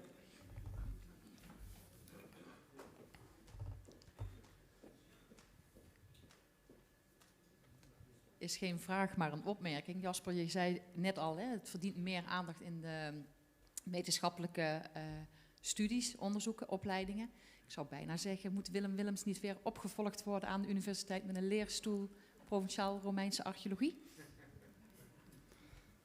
Ja, daar ben ik het natuurlijk van harte mee eens. Ja, je kunt hier in deze regio je zou er bijna een mediterraan surveyproject van kunnen maken. Je gaat gewoon al die terreinen aflopen in de winter als de akkers kaal zijn om scherven te zoeken. En je gebruikt alle methodes die nu in het Middellandse Zeegebied ook... Ja, het is echt schot voor open doel, denk ik. Er zijn veel gegevens nog die we hebben in depots. En er valt heel wat te halen buiten. Dus je moet alleen de mensen ervoor hebben. Ja. Het academische veld, daar valt veel over te zeggen, denk ik. Ik kijk 1 keer rond. Bedankt, Jasper. Ja, graag gedaan. Applausje nog. Dan staat er nu in het programma dat de dagvoorzitter het kort zal afsluiten. Zijn Jos Baasmans. Dat had hij vast heel intelligent kunnen doen. Hem kennende had hij dan al die presentaties aan elkaar kunnen verbinden en daar dan een lijn uitgehaald. Daar ben ik niet toe in staat. Dus, maar degene die ik nog wel eventjes wil aanspreken, Henk. Wat haal jij uit deze dag? Wat haal ik uit deze dag? Nou, blijkbaar is er nog een heleboel werk te doen. Ik dacht dat het nu wel klaar was met de villa's, maar het begint eigenlijk pas. Nee, dat vind ik vooral het interessante. Het lijkt, je krijgt toch, als je met die villa's vooral al die... tot nu toe moesten we het altijd met al die oude publicaties doen van een enkel gebouwtje en zo. En dan krijg je een beetje het idee dat het allemaal wat gefossiliseerd is, dat hele villa-onderzoek, dat er niet zoveel meer gebeurt. Maar dat vind ik heel interessant. En wat ook interessant zou zijn, is ook inderdaad, om terug te komen op die opmerking van Henk, om het meer in een wijdere regio te integreren allemaal. Hè. Ook met allerlei bronnen, digitale bronnen die er tegenwoordig zijn. Het houdt toch vaak op bij de grens. Het is er wel in het buitenland, maar dan kun je er niet bij. En dan zou wat dat betreft met kaartbeelden en zo zijn er echt nog fantastische dingen te doen. Maar goed. Dus nog een boel werk voor de boeg. Ik weet je te vinden dan. Je hebt wel een punt. En inderdaad, je bent op een bepaalde manier, terwijl die Romein natuurlijk helemaal niks met die grenzen te maken had, maar je bent op een bepaalde manier wel toch gebonden aan je huidige landsgrens. En op welke wijze je daar overheen stapt, vond ik in ieder geval vandaag heel aansprekend. Door juist ook naar Vlaanderen en naar België en naar Duitsland te kijken. En ja, dat hoor je natuurlijk gewoon te doen. En tegelijkertijd raak je er soms toch wel weer in gevangen. Dus als je inderdaad een paar stukjes mozaïek zet, die zijn zeldzaam in Nederland. Maar ja, kijk, iets ruimer en hoe zeldzaam is het dan nog. Ik denk dat ik deze bijeenkomst graag wil afsluiten bij deze. En de gastvrijheid van het museum kan ik ook bedanken, want we gaan nu gewoon aan de borrel. Dank jullie wel.